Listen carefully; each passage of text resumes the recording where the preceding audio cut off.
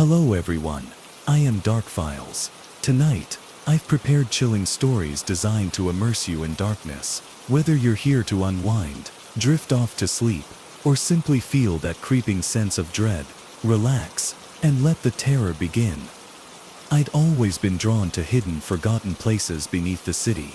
Abandoned subway tunnels, forgotten passageways, buried beneath layers of concrete and steel. The thrill of discovery, the quiet solitude far from crowded streets above, it called to me. I'd been an urban explorer for years, fearlessly navigating darkened tunnels beneath New York City, capturing photos of forgotten history for my blog. That night was different. I'd heard rumors online of a hidden tunnel beneath the Lower East Side, supposedly sealed off for decades, shrouded in mystery. Despite vague warnings about something dangerous lurking there, my curiosity only intensified. So, armed with a flashlight, camera, and backpack, I climbed through a rusted grate behind an abandoned maintenance building shortly after midnight. Descending a narrow ladder, my feet touched cold, damp concrete. The air was heavy, musty, tinged with rust and decay. The tunnel stretched into complete darkness ahead, lit faintly by my flashlight. My heart quickened slightly, a mix of excitement and unease. As I stepped cautiously forward, the silence underground was absolute, broken only by my breathing and occasional dripping water. The tunnel walls were covered with decades of grime and graffiti, paint faded and peeling, marking forgotten names and cryptic warnings. As I ventured deeper, a chill seeped into my bones, the temperature dropping noticeably. Suddenly, I noticed something unsettling. Scattered along the tunnel floor were animal bones, rats mostly, picked perfectly clean, gleaming white beneath my flashlight beam. I felt a shiver creep down my spine. Rats were common down here, but something had clearly fed on them, something meticulous. Shaking off the dread, I pressed onward, determined to reach the tunnel's rumored secret room. My footsteps echoed faintly, each step carrying me deeper beneath the city, away from familiar landmarks. Soon, even graffiti vanished, replaced by bare stone walls slick with moisture. The tunnel began sloping downward subtly, leading deeper into the earth. Then, abruptly, my flashlight flickered weakly. My breath caught sharply as I smacked it firmly, desperately trying to restore its strength. It sputtered, then returned dimly, just enough light to see a few feet ahead. Fear tickled at the edge of my mind, but turning back now would mean losing my way entirely in total darkness. Moving cautiously, I noticed strange scratches etched deeply into the tunnel walls, sharp long marks gouged violently into stone. My pulse quickened further. They weren't random, they seemed purposeful, marking territory or warning away intruders. From deep within the tunnel ahead, I suddenly heard a faint but distinct sound, a low, ragged breathing, echoing softly in the darkness. My heart stopped momentarily, blood running cold. I shone my weak beam forward, squinting desperately into blackness, seeing nothing but shadows. "Hello," I called softly, voice trembling slightly. Silence returned instantly, oppressive and absolute. I strained my ears, listening intently, but nothing moved, nothing breathed. Yet somehow the feeling of being watched intensified sharply, crawling beneath my skin. I took another hesitant step forward. Suddenly, behind me, a sound echoed sharply, a single loud footstep, heavy and deliberate. I spun quickly, flashlight shaking, heart racing violently, but the tunnel was empty, stretching into darkness behind me. "Who's there?" I shouted, voice echoing faintly through the tunnels. Again, silence answered coldly, mocking my panic. I turned back, breathing heavily, desperate now to find the rumored chamber, hoping it might offer another way out. I quickened my pace, footsteps echoing louder, breath shallow and rapid. Then suddenly, the tunnel opened slightly, revealing a small circular room littered with debris. Old newspapers, bottles, discarded clothing lay scattered across the filthy floor, evidence of others who'd ventured here before me. I entered cautiously, shining my flashlight across the room. Then my beam illuminated something horrifying. A crude nest, woven from shredded fabric, newspapers, and bones. Human bones. Panic erupted violently through my body. Whatever lurked here, had clearly claimed lives before. My flashlight flickered again, weaker now, nearly dead. My mind raced desperately, searching for escape as my vision dimmed, darkness creeping closer. Then from the tunnel behind me came another sound, a soft guttural growl, animalistic yet disturbingly human, filled with hunger and menace. My blood turned to ice, flashlight trembling violently in my grip. Slowly, hesitantly, I turned around, shining the weakening beam toward the tunnel entrance. From deep within the shadows emerged a figure, hunched, skeletal, crawling forward slowly on all fours. Its pale skin glistened wetly, eyes reflecting dull, milky white beneath my fading flashlight beam. Sharp teeth glinted hungrily as it moved closer, lips peeled back in a feral, twisted grin.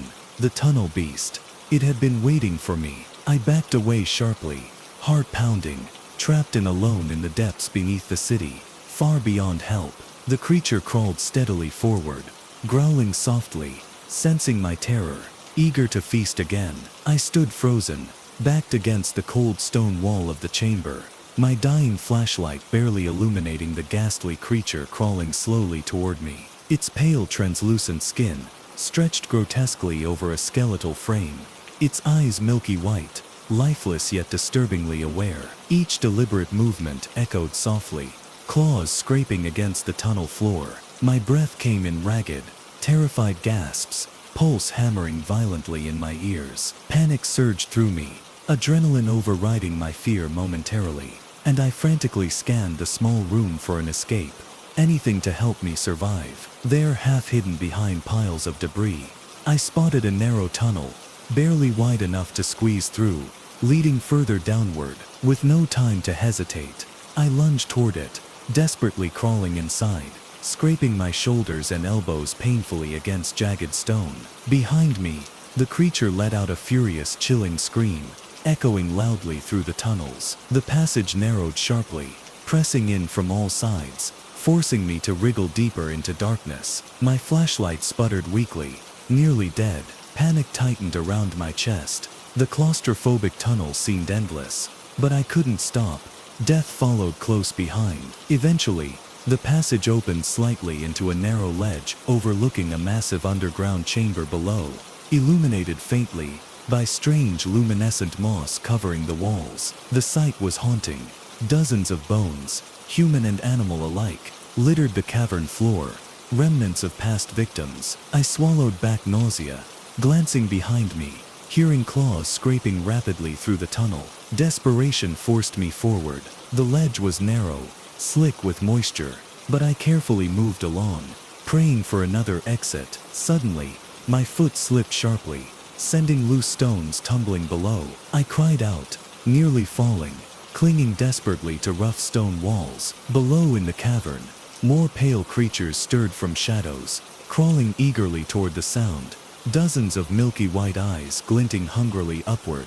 My heart stopped. This wasn't just one creature, it was a nest. The tunnel beast emerged suddenly behind me, snarling furiously, blocking my retreat. Cornered, I had no choice. Gathering every ounce of courage, I steadied myself, taking a deep, ragged breath. Just ahead, another ledge extended toward a narrow tunnel on the opposite side. My only hope. Without hesitation, I leaped forward, landing roughly, slipping, barely catching myself before tumbling into the waiting claws below. Scrambling upward frantically, muscles screaming in pain, I reached the tunnel just as the beast lunged forward, claws slashing inches from my leg, heart pounding violently, lungs burning. I scrambled into the tunnel, crawling desperately toward freedom. Behind me, furious shrieks echoed as creatures pursued hungrily, scraping frantically at stone, enraged by my escape. Then, miraculously, ahead I saw faint moonlight filtering downward. The surface, hope surged powerfully as I clawed, desperately toward freedom, finally emerging into an old maintenance shaft leading upward. Hands trembling violently, I climbed rusted metal rungs, higher and higher, until finally bursting through a grate, onto a quiet city street above. I collapsed onto pavement, gasping for breath, body shaking uncontrollably. Beneath me, deep underground, angry shrieks echoed distantly, fading slowly into silence. I'd survived, barely escaping the horrors hidden beneath my city. Authorities later investigated, finding no trace of the creatures, only empty tunnels, inexplicable markings, and scattered bones. My story was dismissed as hysteria or hallucination, easily ignored by a city unwilling to face the terrifying truth lurking beneath its streets. Yet even now, years later, when I walk those streets, I sometimes hear faint, scratching sounds beneath my feet, reminding me of the horrors still waiting patiently, lurking silently below, eager for another explorer to descend into darkness. And I know deep down, somewhere beneath the city, the tunnel beasts still wait, hungry, patient, always watching, always listening for their next victim to venture too close, never to escape again. I traveled to Hawaii, hoping for adventure, seeking hidden waterfalls, isolated beaches, and experiences I'd remember forever. But I quickly learned that some local legends shouldn't be taken lightly, especially those whispered in hushed voices around flickering campfires. On the island of Oahu, after exploring lush valleys and steep mountain trails, I met a friendly local named Kai. When I mentioned plans to camp alone in a secluded valley, his normally cheerful face darkened instantly. "Don't camp there," he warned seriously, eyes filled with genuine concern. "That valley belongs to the night marchers, warrior spirits who patrol sacred paths after dark. If they find you, they won't let you leave." I laughed nervously, assuming he was joking or trying to scare a naive tourist. Ghost stories had never frightened me before, so, ignoring his advice, I packed my gear and hiked deep into the valley, eager for solitude. By dusk, I'd pitched my tent beneath towering palms, beside a gentle stream. Nightfall blanketed the valley in darkness, lit only by a faint sliver of moonlight, filtering softly through dense foliage above. Settling near my fire, the valley seemed serene, peaceful, exactly the escape I'd wanted. Yet soon after darkness fully descended, something shifted. The valley grew unsettlingly quiet. Birds ceased chirping, insects silenced abruptly, even the gentle wind fell still. A heavy sense of dread filled the air, making my pulse quicken involuntarily. Then, from somewhere deep in the jungle came faint sounds, drums beating rhythmically, echoing softly through trees. At first, they seemed distant, harmless, but gradually, the rhythmic pounding grew louder, approaching steadily, accompanied by an eerie chanting, deep voices singing ancient Hawaiian words I couldn't understand. My heart pounded rapidly now, anxiety twisting sharply inside me. The rhythmic drumming intensified, the chanting clearer, closer, filled with solemn authority. Quickly, I remembered Kai's warning. The night marchers, warrior spirits protecting sacred grounds. Desperate to remain unseen, I extinguished the fire, plunging myself into complete darkness. I huddled silently, scarcely daring to breathe, praying they'd pass without noticing me. But the drumming and chanting grew louder, nearer, echoing powerfully, vibrating the very ground beneath my feet. From the darkness emerged a pale glow, a procession of ghostly figures, marching deliberately along an ancient hidden path through the trees. My blood ran ice cold. These warriors appeared translucent, illuminated faintly by an unnatural ghostly firelight, carrying torches that emitted no warmth, no smoke, just an eerie flickering glow. Their muscular bodies were adorned in traditional Hawaiian garments, faces stern and unyielding, eyes glowing softly with ethereal light. They moved silently, feet hovering slightly above ground, yet their drums and chants echoed impossibly loud, resonating deep within my bones. Frozen in terror, I watched helplessly from the shadows as the procession halted suddenly, the chanting ceasing instantly, plunging the jungle into painful silence. One warrior stepped forward slowly, head turning deliberately in my direction, eyes narrowing dangerously. Panic surged through me as realization struck. They knew I was there, watching. Kai's warning echoed through my mind. Quickly, I remembered something else he'd said. If the night marchers approach, do not look them directly in the eyes, and lie face down to show respect. Trembling violently, heart racing painfully, I immediately fell forward onto the damp earth, pressing my face desperately into dirt, breathing raggedly. The warrior moved closer, footsteps silent, yet powerful, the heavy sensation of his presence pressing down upon me like a physical weight. Then a cold voice whispered softly, harsh, commanding, filled with ancient authority, directly into my ear. "You do not belong here." My breath seized painfully in my throat, fear paralyzing every muscle. Then slowly, the procession moved onward, drums and chanting resuming, gradually fading deeper into the jungle. I waited, frozen, pulse still hammering violently, until silence returned. Relief flooded momentarily. Perhaps they'd spared me. But as I lifted my head cautiously, another sound reached me, distant drums echoing again, growing steadily louder. The night marchers hadn't finished their patrol. They were returning, this time, coming directly for me. My blood ran cold as the distant drums and chants returned, louder now, more purposeful. The procession rapidly closing the distance again. Panic clawed sharply at my chest. I knew instantly that hiding would no longer work. I had disrespected their sacred path, and now they were determined to find me again. Frantically, I scrambled to my feet, abandoning my gear, heart racing as I sprinted blindly into the dense jungle, branches tearing painfully at my skin. Behind me, the drumming intensified, echoing powerfully, urging me forward. Yet no matter how fast I ran, the chanting remained close, hauntingly near, seemingly surrounding me on all sides. I stumbled sharply, tumbling into thick undergrowth, landing hard. Gasping for breath, I lay motionless, desperately hoping they'd pass again. But the sounds halted abruptly, replaced by an unsettling silence that pressed heavily around me. Then, slowly, deliberately, footsteps approached from all directions, silent, powerful, radiating authority. My heart nearly stopped, as dozens of ghostly warriors materialized, surrounding me completely, their glowing eyes fixed coldly upon me, expressions stern and unforgiving. One stepped forward slowly, clearly, the leader, eyes glowing brighter than the rest. He raised his spear, pointing it directly toward me, voice cold and commanding, echoing strangely in the air around us. "You have trespassed upon sacred grounds. You must now pay the price." Terror flooded through every nerve. Desperation surged sharply, memories of Kai's warnings, echoing urgently again. Frantically, I dropped forward onto the jungle floor, eyes tightly shut, begging desperately for forgiveness, voice trembling violently. "Please, I didn't know. I meant no disrespect." Silence followed my pleading, painfully prolonged, heavy and suffocating.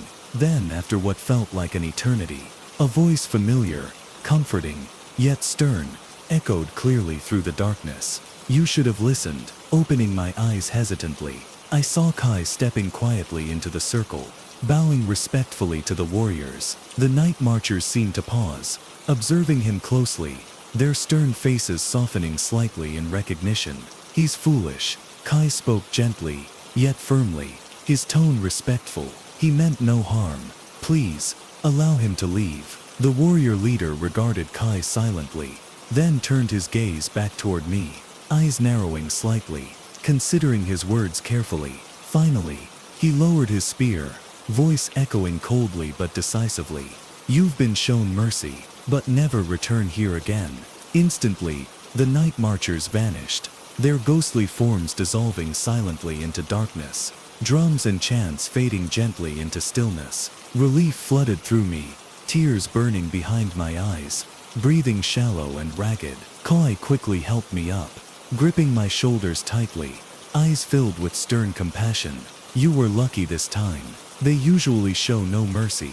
Together we quickly left the valley, emerging safely by sunrise, my body trembling from exhaustion and fear. Back at the village, locals nodded knowingly upon hearing my story, their eyes solemn and unsurprised. I wasn't the first to encounter the night marchers, and sadly wouldn't be the last. I left Hawaii soon after, forever changed by the terrifying reality I'd encountered. Even now, miles away, safe at home, I sometimes hear faint drums echoing softly in my dreams, reminders of the warriors who patrol sacred lands, guarding ancient paths from intruders who fail to heed warnings. And I've learned to respect legends, because sometimes beneath whispered stories and campfire tales, terrifying truths lurk patiently, waiting for someone careless enough to ignore them.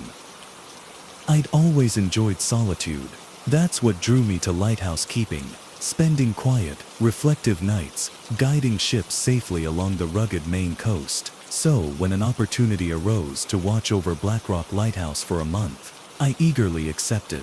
The remote lighthouse stood isolated on a rocky island miles from shore, reachable only by boat. Solitude was exactly what I needed, or so I thought. My first days at the lighthouse passed quietly. I settled into routine, checking lights, keeping logs, enjoying spectacular sunsets from my lonely perch. Yet each night as darkness fell, I felt an odd sense of unease creep through me. The vast ocean stretched endlessly in all directions, dark and unforgiving beneath the pale moon. The isolation, initially comforting, slowly began to feel oppressive. On the fourth night, as I stood atop the lighthouse balcony scanning the ocean, I saw something unusual below, movement at the rocky shoreline. At first I dismissed it as shadows dancing beneath moonlight, but looking closer, my pulse quickened slightly. Someone or something stood motionless, waist deep in cold ocean water, staring directly upward at the lighthouse. Alarmed, I grabbed my binoculars, scanning carefully below, but whoever it was vanished instantly, leaving only ripples spreading gently across moonlit water. The next evening, unease lingered. Darkness fell thickly, accompanied by heavy fog rolling slowly toward the lighthouse. As I stepped onto the balcony, again my eyes found that figure standing silently below, closer this time, knee-deep on the rocky shore. Its features remained hidden, shrouded in shadows and mist, but the feeling of being watched intensified sharply. "Who's there?" I shouted nervously, my voice echoing into the still night air. No response, only silence. My heart raced slightly as the figure slowly raised one arm, pointing directly toward me, before slowly stepping backward into darkness, vanishing silently beneath the waves. Fear twisted sharply inside me. Sleep was impossible afterward, my mind plagued with unanswered questions, dread sinking deeper into my chest. The next night, I waited anxiously, watching closely. Sure enough, the figure appeared again, now standing completely on shore, illuminated clearly beneath pale moonlight. My blood turned to ice instantly. Its body appeared humanoid, but distorted, elongated limbs covered in dark glistening scales. Its eyes glowed dimly, fixed directly upon me, filled with a predatory intelligence. Heart racing violently, I stepped back from the railing, struggling to calm my breathing. As I stared in horror, it took a slow, deliberate step forward, beginning a slow climb toward the lighthouse's rocky base. With each step, dread tightened around me. I knew now whatever this was, it wasn't human. I rushed inside, locking the heavy iron doors tightly, barricading windows, desperately hoping I could keep it out. Each subsequent night, the creature moved slowly closer, ascending steadily upward toward my isolated refuge, relentless and patient, eyes always locked onto mine, always watching. And soon I understood the terrifying truth. It wasn't simply curious, it was hunting me, patiently stalking, waiting for the right moment to strike. Tonight, it finally reached the foot of the lighthouse tower, standing motionless directly below, head tilted sharply upward, eyes glowing faintly in darkness, silently promising it wouldn't wait much longer. The next relief boat wouldn't arrive for days, and deep down I feared I wouldn't survive until then. I spent that night barricaded inside the lantern room, the highest point of the lighthouse, feeling helplessly trapped. My heart hammered relentlessly in my chest, each beat reminding me of my vulnerability. Below, the iron doors rattled softly, as if something tested them gently, patiently, searching for weaknesses. From the lantern room windows, I saw the creature now standing motionless at the lighthouse entrance, no longer hidden by shadows. Moonlight revealed its full grotesque form clearly. Pale fish-like skin glistened wetly, elongated limbs ending in webbed claws, its eyes large, reflective, staring unblinkingly upward, fixed intently upon me. The creature lifted one clawed hand, gently scraping its sharp nails down the rusted metal door, creating an awful grating sound. My pulse surged violently. There was nowhere left to retreat. My desperate calls to the mainland radio had gone unanswered, lost amidst static and isolation.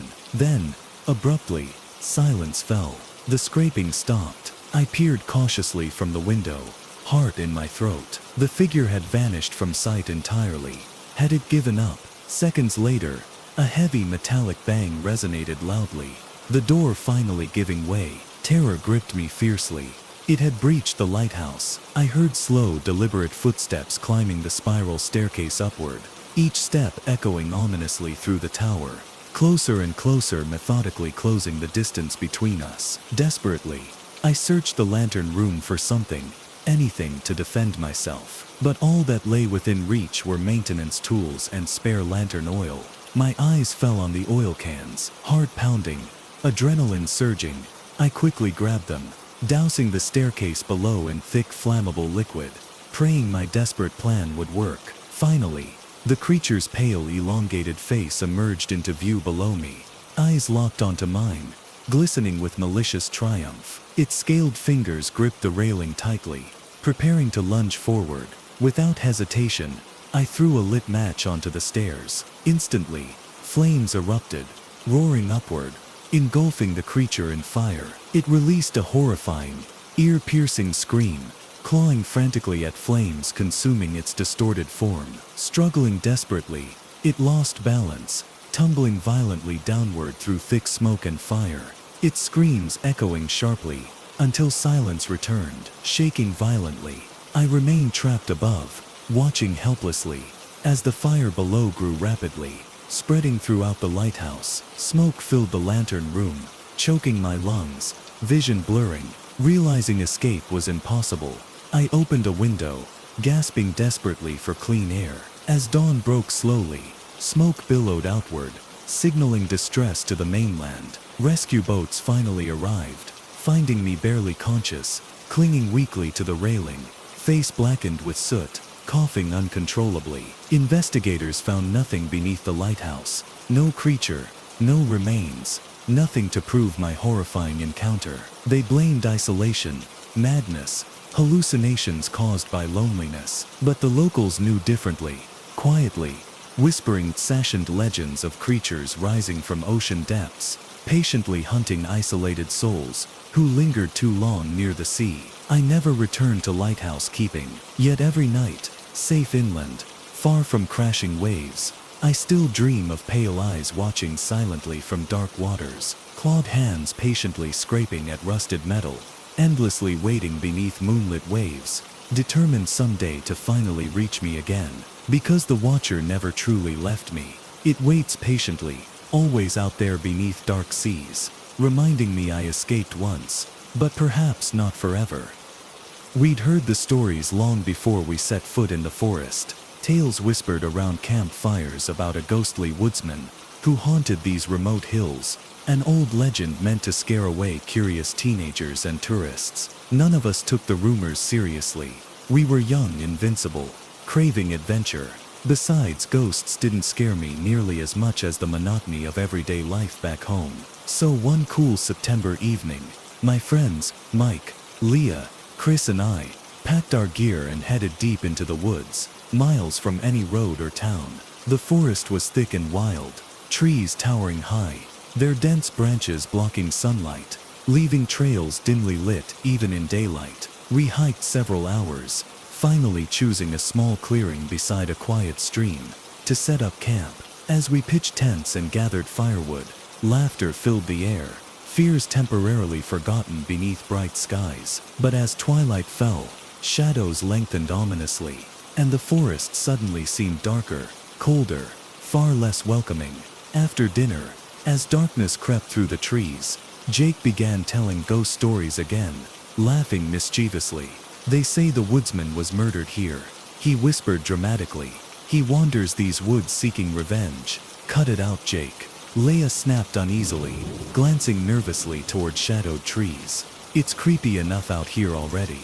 I laughed softly, dismissing my own unease as imagination playing tricks on us. But after darkness fully descended, The forest became unnaturally quiet. No crickets chirped, no birds sang, only silence stretched heavily between trees, thick and oppressive. Then, from somewhere deep in the forest, came the sudden, unmistakable sound of an axe chopping wood. Slow, rhythmic, deliberate. Each strike echoed sharply through still air, chilling us instantly. "Who's out here chopping wood at night?" Leah asked nervously, eyes wide with fear. No one answered. Instead, we listened helplessly, as the chopping abruptly stopped, replaced by footsteps, slow, heavy, moving deliberately closer through dense foliage. "Hello," Chris called hesitantly, shining a flashlight beam toward the sound. The footsteps ceased abruptly, plunging the woods into eerie silence once more. My pulse raced painfully, breath quickening as dread tightened around my chest. "Maybe we should leave," Leah whispered urgently, her voice trembling. Before anyone could answer, something heavy landed sharply near our campfire. A rusted axe embedded deeply into the ground, handle worn smooth, blade stained darkly from use. Panic exploded through us instantly. "We need to go," I shouted desperately, heart hammering violently. But before we could move, a figure stepped slowly into the faint glow of our firelight. Tall, broad-shouldered, dressed in ragged clothing, his face obscured by shadows, beneath a hooded cloak. "You're trespassing," the figure spoke, voice deep and gravelly, filled with barely restrained anger. "You shouldn't have come here." "Who are you?" Chris demanded sharply, backing away defensively. The man raised his head slightly, eyes reflecting softly in firelight. Cold, dark, filled with quiet rage. His voice echoed harshly, "I am vengeance." Suddenly, he lunged forward with terrifying speed, snatching up the axe in one swift motion. We scattered frantically, sprinting blindly through darkened woods, branches slashing painfully at our skin. As we desperately fled, behind us, his footsteps echoed powerfully, relentlessly, accompanied by deep guttural laughter, cruel, mocking, echoing sharply between trees, filling the forest around us with chilling dread. Eventually, Leah stumbled, collapsing painfully into thick undergrowth. We turned back frantically, desperately helping her upright, but the woodsman had gained ground, standing silently, watching patiently, axe gleaming menacingly beneath pale moonlight. Then, slowly, deliberately, he raised one hand, pointing sharply into the darkness behind us, his voice cold and commanding. "You have entered my home, now you must pay." As his words echoed into silence, we realized our true horror had only begun. We weren't just being hunted by a ghost or legend. We were trapped in the woods with someone real, living, driven by hatred and vengeance, and there was nowhere to run. We stood frozen, barely breathing, staring at the figure before us. The woodsman towered over us, his face still hidden beneath the shadows of his hood, only those cold, unblinking eyes visible. His grip tightened around the axe, fingers flexing slowly, as if savoring the fear radiating from us. "Run," Leah whispered, voice barely audible. We didn't need to be told twice. We tore through the forest, our panicked footsteps crashing through thick undergrowth, lungs burning from exertion. The woodsman's laughter followed us, slow and deliberate, as if he enjoyed the chase. The rhythmic sound of his footsteps, heavy, methodical, never faded, always close behind. Somewhere in the chaos, we became separated. I could hear Leah and Chris panting nearby, but Mike had vanished into the dark. "Mike," I hissed desperately, stumbling through the trees, my flashlight beam shaking wildly as I searched the dense forest. A strangled scream cut through the air, raw, pained, abruptly silenced. My heart clenched violently. "Mike," no answer, just silence. We couldn't stop. We couldn't look back. Leah grabbed my wrist, dragging me forward. "We have to go now," she sobbed, terror evident in every word. We stumbled onto a narrow dirt path, winding deeper into the woods. The logical part of my brain screamed that we should be heading out, not further in. But the primal part, the part overwhelmed by sheer survival instinct, only cared about putting as much distance between us and the woodsman as possible. Another sound reached us, the steady scrape of metal dragging across stone. The woodsman was near. We sprinted wildly, branches clawing at our skin, until we spotted an old, crumbling structure barely visible in the dark. A cabin. Chris bolted toward it, shouldering the rotting door open. "In here," he hissed, motioning us inside. We tumbled into the cramped space, slamming the door behind us, bracing it with an old wooden chair. Dust swirled thickly in the musty air, the scent of decay clinging to the wooden walls. The place looked long abandoned. Splintered floorboards, broken furniture, deep gouges in the walls. Then we saw them. Carvings, hundreds of them etched into every surface. Names of those who had come before us. Leia gasped, backing away from the walls. "It's a kill list," she whispered in horror. A deep, slow knock echoed from the door. We fell silent, barely daring to breathe. Another knock, harder this time, shaking the fragile wood. Then his voice, low, gravelly, filled with dark amusement. "You can't hide." A metallic scrape slid across the door. The axe. He was sharpening it against the wood. Chris grabbed an old iron poker from the fireplace, knuckles white as he held it tightly. "If he gets in, we fight." The woodsman's footsteps circled the cabin, slow and patient. Then a window shattered. "Move!" I screamed as Chris swung the poker wildly at the dark figure climbing inside. The woodsman barely flinched, his body unnaturally fast, inhumanly strong. He grabbed Chris by the throat and hurled him across the room like a rag doll. Leia and I ran for the door, kicking the chair aside, bolting back into the forest. Chris wasn't moving. We had no choice. The chase began again, our bodies burning from exhaustion, but fear kept us running. Then, lights, faint flickering beams danced between the trees. Headlights, a road. "We're almost there," I gasped, forcing my legs to move faster. But the woodsman was behind us, his breath ragged, inhuman, so close we could hear the rustling of his cloak. Leia screamed as his hand grazed her shoulder, almost catching her. The road was just ahead. A few more steps, just a few more. We burst onto asphalt, nearly collapsing as the blinding headlights of a truck skidded toward us. The driver slammed on the brakes, tires screeching. We turned back, expecting to see the woodsman standing at the tree line, watching, waiting. But there was nothing, just darkness. The driver jumped out, face pale. "Are you kids okay? What the hell are you doing out here?" We couldn't answer, still gasping for air.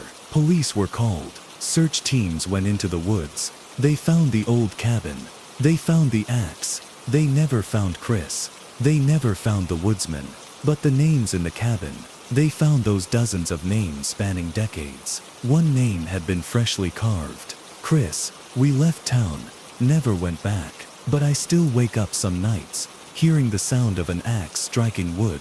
Somewhere out there, in those cursed woods, the woodsman still waits, and I know he's waiting for me to return.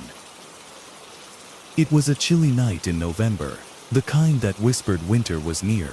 The air carried the scent of fallen leaves, and the streetlights flickered faintly against the darkness. I had missed the last scheduled bus home, after working overtime at my part-time job, and now stood shivering under a lamppost, checking the time on my phone every few minutes. The display read 11:58 p.m., and I knew the buses had already stopped running. Yet, out of sheer desperation, I waited, hoping somehow I'd misread the timetable, or that luck might favor me tonight. Then, as if answering my unspoken prayers, the low rumble of a bus engine echoed down the empty street. Relief surged through me as I saw the headlights approaching. The bus slowed with a groan, stopping directly in front of me. Its doors creaked open, a mechanical sound that somehow felt colder than the night air. Grateful nonetheless, I stepped aboard, already mumbling a quiet thank you to the driver.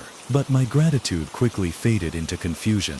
The bus was empty. Not a single passenger occupied the seats. Even the driver seemed strange, hidden partially behind a scratched-up partition, his face barely visible beneath a worn navy blue cap. I caught only the pale outline of a jawline, rigid and unmoving. I hesitated, feeling an inexplicable unease, but the cold outside pushed me further into the bus. I tapped my transit card against the reader, the machine letting out a distorted beep, and quickly found a seat near the middle. As the bus lurched forward, I settled into my seat, staring out into the night. At first, nothing seemed unusual, except the silence. There was no hum of conversation, no whispers, no music leaking from anyone's headphones, just the low growl of the engine and the intermittent squeal of the brakes. The streets outside began to blur, becoming unfamiliar faster than I expected. Buildings I didn't recognize appeared on both sides of the street, dark and abandoned, their windows empty, like hollow eyes, watching the bus pass by. Unease crept deeper into my chest as I realized we weren't following the usual route. We should have turned left onto Main Street by now. But instead, the bus continued straight ahead, speeding slightly faster with every intersection we passed. Street signs became harder to read, obscured by shadows and dim, flickering lamps. Anxiety twisted my stomach, and I gripped the metal handle of the seat, reassuring myself that perhaps this was just an alternate route. Maybe roadwork or an accident had forced the detour. Minutes passed slowly, each second stretching painfully, as the bus pushed deeper into parts of the city I'd never seen. The buildings grew older, darker, as if decaying right before my eyes. Their architecture became unfamiliar, twisted leaning structures, boarded windows, cracked sidewalks overrun by weeds. I glanced toward the driver, about to call out and question our direction, but something stopped me. He hadn't moved at all since I'd gotten on, his posture rigid, hands gripping the wheel with an unnatural stillness. There was something profoundly unsettling about his stillness. Was he even breathing? I squinted, trying to see a reflection or movement in the rearview mirror, but the partition and shadows prevented any clear view. I swallowed hard, heart beginning to pound as paranoia built. "Excuse me," I called out, my voice weaker than I'd intended. The driver gave no reaction, the silence almost mocking me. "Excuse me, sir." I tried louder this time, the urgency clear in my voice. Again nothing, just absolute, deafening silence. Panic began bubbling beneath my skin. I reached for the stop button near the window, pushing it repeatedly, hearing the bell ring each time. But the bus didn't slow, didn't stop. Instead, it accelerated slightly, the engine groaning louder as if annoyed by my interruption. I quickly rose from my seat, stumbling forward as the bus suddenly lurched, forcing me to grip the poles tightly to keep from falling. Approaching the driver cautiously, I called again, "Please, sir, stop the bus. I think I'm on the wrong route." Still, silence. My hand trembled as I reached toward the partition, tapping lightly. "Sir, please, can you hear me?" But my breath froze in my chest as I leaned closer. Through the scratched glass, beneath the hat that shadowed his features, I saw the driver's reflection just enough to realize one horrifying detail. He had no face, just smooth blank skin, where eyes, nose and mouth should have been. My blood ran cold, terror locking my limbs in place. A scream caught in my throat, unable to escape. Suddenly, the bus jerked violently, sending me sprawling back toward my seat. As I scrambled upright, trembling with fear, I looked outside again. The streets had disappeared entirely. We were driving down a narrow road, bordered by towering, twisted trees. Their branches, skeletal and gnarled, reached out, scraping against the bus windows, as if desperate to claw their way inside. I realized, with a sickening certainty, that wherever we were heading, it was nowhere near home. The footsteps behind me stopped. The low, guttural growl faded into a deep silence. My breath came in ragged gasps as I stumbled forward, my legs weak from running. I had made it onto the cracked pavement, but the desolation around me sent another chill down my spine. I turned back slowly, feeling the weight of unseen eyes. The dark forest loomed behind me, but the thing that had been chasing me no longer moved. It stood at the tree line, just beyond the reach of the flickering streetlights. A massive shifting shape, its edges blurred as if it weren't fully part of this world. It didn't follow me onto the pavement. Instead, it lingered there, watching. That's when I saw the bus again. It was parked just a few yards ahead, doors wide open, waiting. My stomach twisted at the sight of it. It hadn't vanished after all. It had simply moved ahead, as if leading me somewhere. But I couldn't go back. Every instinct screamed that getting back on that bus would mean disappearing forever. Instead, I turned toward the street, desperately scanning the surroundings. The ruined, abandoned city stretched ahead, empty and lifeless. But then movement. A single street lamp at the end of the road flickered brighter for just a moment, and I saw something metallic beyond it. A bus stop, a real one. Hope surged through me. If this was some kind of nightmare, maybe I still had a way out. I forced my aching legs forward, pushing toward the dim glow of the street lamp. Behind me, the bus engine growled to life again. The doors slammed shut with a violent hiss. It wasn't waiting anymore. It was coming for me. I ran, my heart slamming against my ribs, my breath burning in my throat. The pavement cracked beneath me. As I sprinted, every fiber of my being focused on reaching that bus stop. The sound of the approaching vehicle grew louder, its headlights illuminating my shadow. As it gained on me, I lunged forward, throwing myself past the flickering street lamp and into the waiting bus stop shelter. Just as I did, an ear-splitting horn blasted behind me.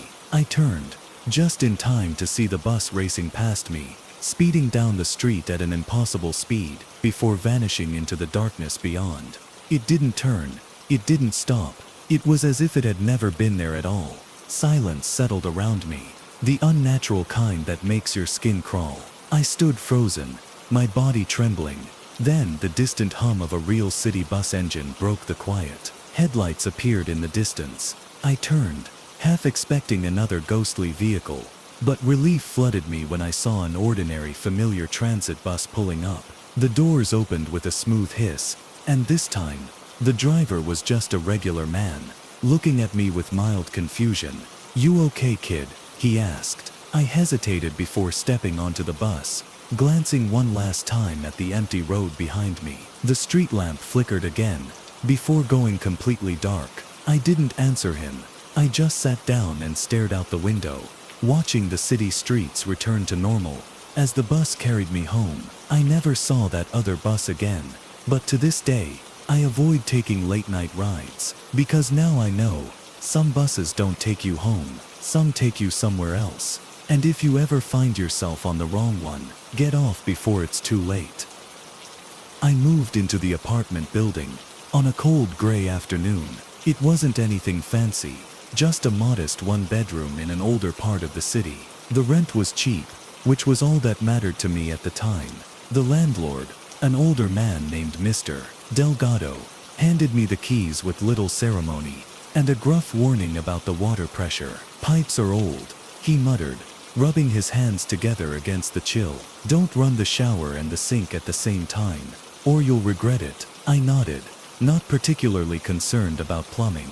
All I cared about was having a place to myself. At first, everything was normal.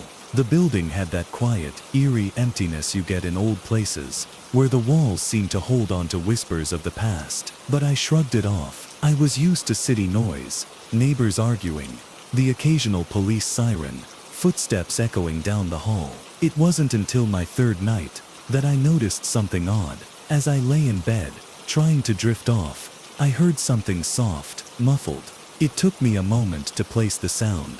Crying. A slow, quiet sobbing was coming from the apartment below mine. At first, I ignored it. People cry. Maybe a breakup. Maybe stress. I wasn't about to be the nosy neighbor. But the sound didn't stop. It carried on for hours, quiet but persistent, barely audible beneath the hum of my heater.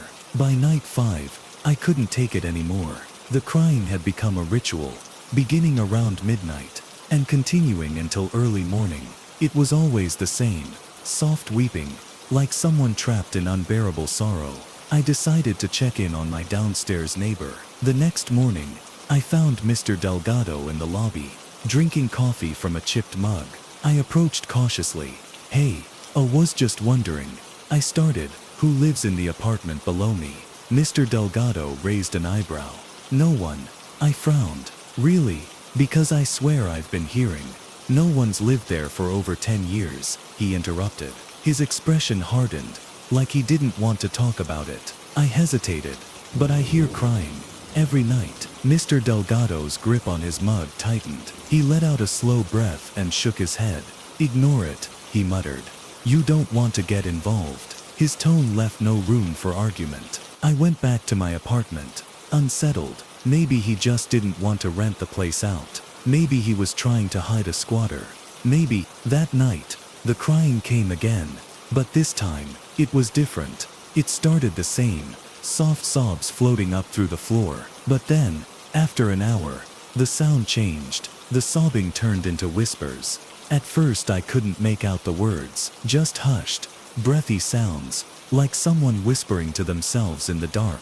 The more I listened, the more I thought I could hear my name. My blood ran cold. I sat up in bed, my breath caught in my throat. Then, clear as day, a voice rasped through the floorboards. I know you can hear me. I jumped out of bed so fast, I nearly tripped. My heart was hammering in my chest. The apartment below me was empty. Mr. Delgado had said so. But I wasn't alone. I didn't sleep for the rest of the night. The rest of the night passed in unbearable silence. After the whisper, the crying never resumed. It was as if whatever had spoken to me knew I was listening, and was now waiting. I stayed awake until the first hints of dawn crept through my window. Every creak in the building made my nerves jump. Every gust of wind against the glass made me shiver. The moment I saw light outside, I left my apartment. I didn't care if I looked paranoid. I knocked on Mr. Delgado's office door downstairs, harder than I meant to. He answered after a few seconds, looking like he'd already expected me. His face was unreadable, but his grip on the doorknob was tight. I heard it again, I said. My voice came out shaky, and I hated how obvious my fear was. He didn't answer at first, just gave a long sigh, before stepping aside and motioned me into his office. I hesitated, then stepped inside. The air smelled like dust and old wood. He closed the door behind me, then sat in the chair behind his desk. You should let it be, he said finally. I shook my head. I can't. Something is down there, and it knows I can hear it. His jaw clenched slightly, but finally, he spoke. That apartment, it's been empty for a reason. I leaned forward. What happened? He sighed again, rubbing a hand over his face. A long time ago there was a tenant. A young woman, lived alone, kept to herself. No one thought much of her. Until one night, the neighbors heard screaming, awful screaming. They called the police, but by the time anyone arrived, he paused, as if choosing his words carefully. The apartment was locked from the inside, and when they got in, she was gone. Gone. I echoed, a chill creeping over me. No signs of struggle, no forced entry, just gone. But the weirdest part, he hesitated. The people below her said they started hearing crying. I swallowed hard. They tried renting it out a few times after that. But, he shook his head. No one stays longer than a week. They all say the same thing. They hear her, and if they listen too long, his eyes darkened. She starts talking to them. A cold weight settled in my chest. I tried sealing it up. He muttered, thought maybe, if no one was around it would stop. But it never does. I exhaled shakily. I need to see it. He snapped his gaze up to me, his expression grim. No, he said immediately. That's exactly what it wants. I hesitated. What do you mean? He leaned forward, his voice low. It always starts with the crying. Then the whispers. Then, he swallowed. Then people get curious. They want to see it for themselves. And the ones who do, his jaw clenched. They don't come back. A heavy silence settled between us. But I had to know. That night, despite everything, I made up my mind. I was going downstairs. I waited until 11:45 p.m. The crying always started around midnight. Every step down the hall felt wrong, like I was walking into something I wasn't supposed to see. The door to apartment 2B stood before me, its brass number worn and tarnished. The air around it felt thick, suffocating. For a second I almost turned back. Then I heard it, the crying, right on time. I pressed my ear to the door, heart hammering. It sounded so close, as if someone was standing right behind the wood, sobbing softly, hopelessly. My hands shook as I reached for the doorknob. Locked. I had expected that. Then from inside the apartment, the crying stopped. A second of absolute unbearable silence. Then a whisper, so close it felt like it was on the other side of the door. "You came." My breath hitched. Then the doorknob turned on its own. I ran. I don't remember getting back to my apartment. I don't remember locking the door, throwing myself against it, gasping for breath. But I remember the feeling. The awful, overwhelming feeling that something had followed me. That night, I barely slept. I kept expecting to hear whispers at my door, footsteps in the hall, but there was nothing. By morning, I had made up my mind. I packed my things and left. I didn't tell Mr. Delgado. I didn't say goodbye. I just got out, and whatever was down there, I think it let me go. I don't know if it was because I didn't open the door. Maybe I left before it had the chance to really pull me in. But I have one piece of advice. If you ever move into an apartment, and you hear crying from the unit below you, ignore it. Don't listen. And for God's sake, never open the door. I took the job because it seemed easy.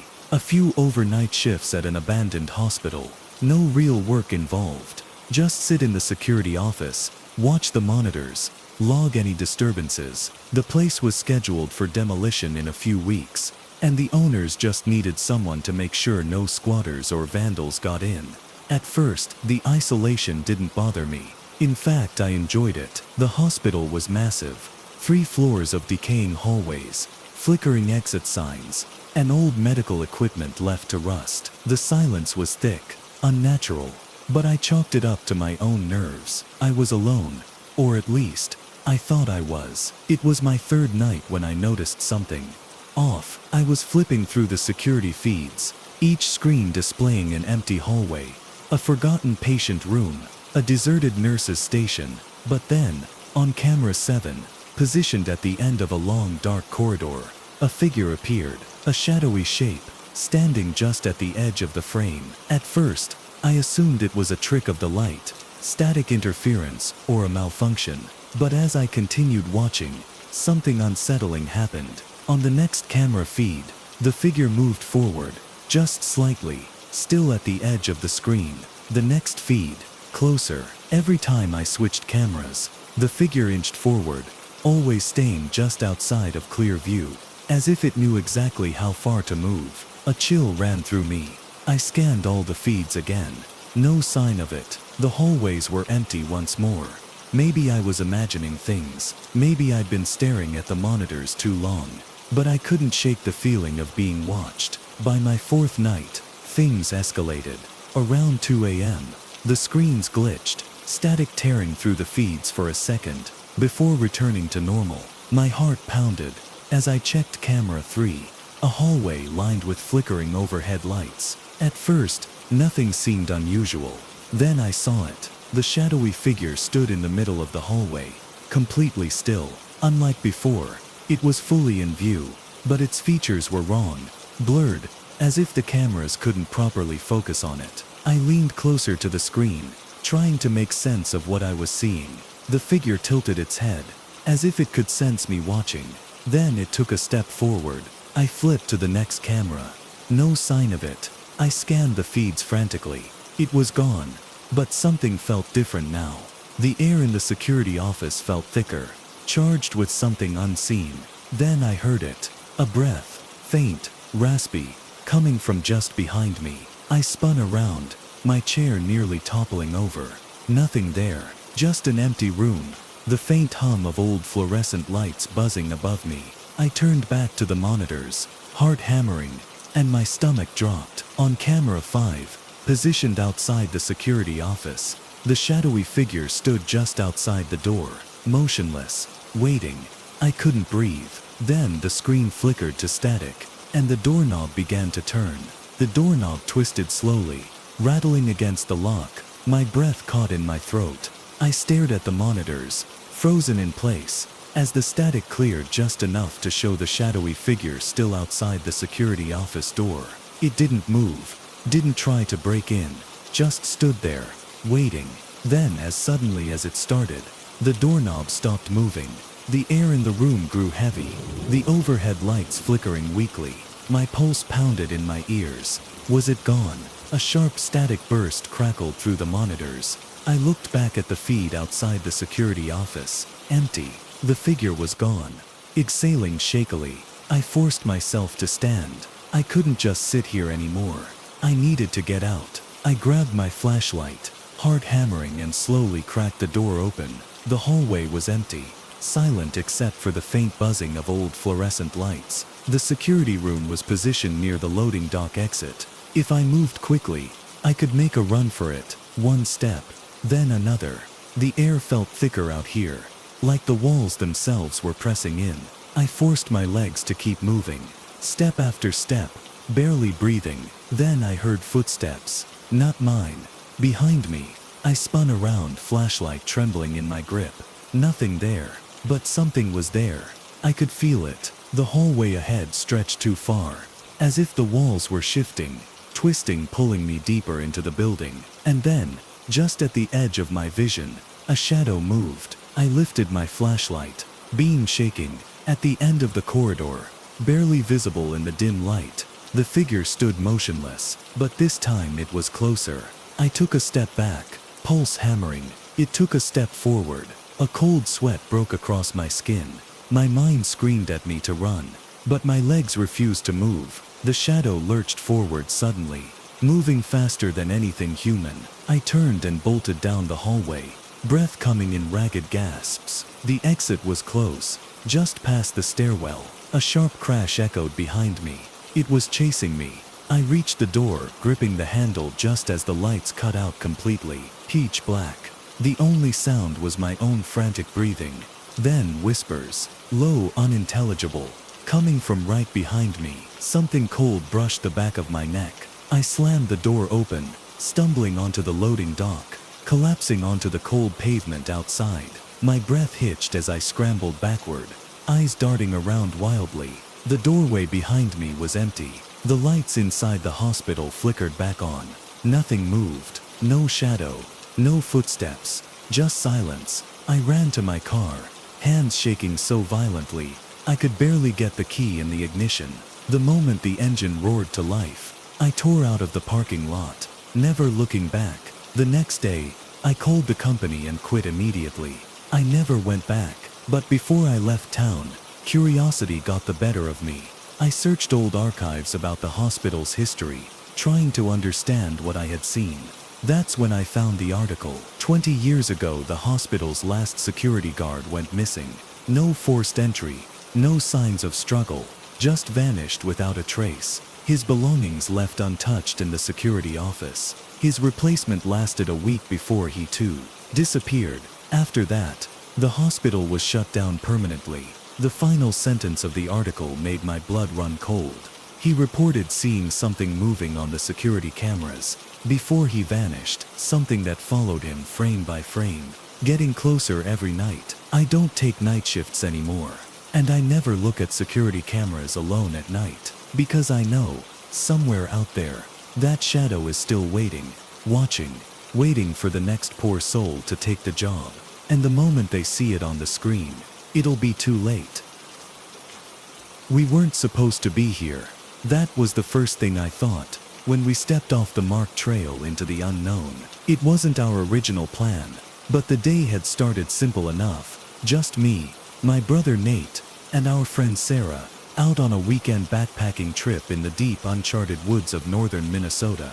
We'd hiked all day, following the well-worn paths, but somewhere along the way, we got curious. A barely visible footpath veered off from the main trail, winding deeper into the trees. It wasn't on our map, and we had plenty of daylight left, so why not explore?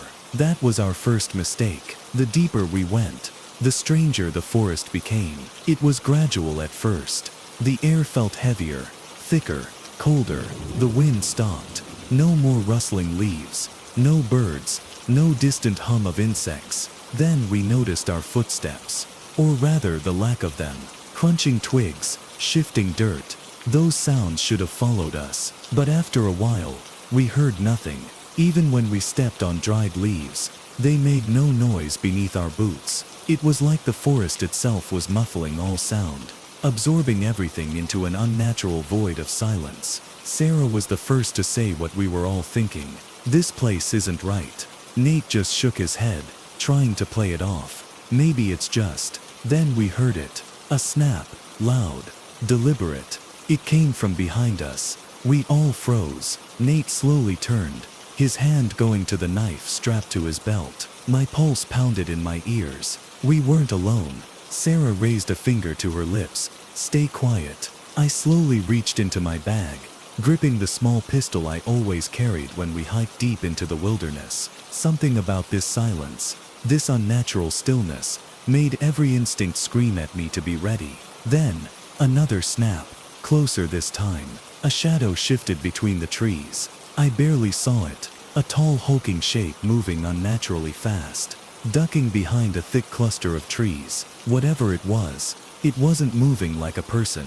Sarah sucked in a shaky breath. That thing was huge. Nate's voice was tight, forced. Could be a bear.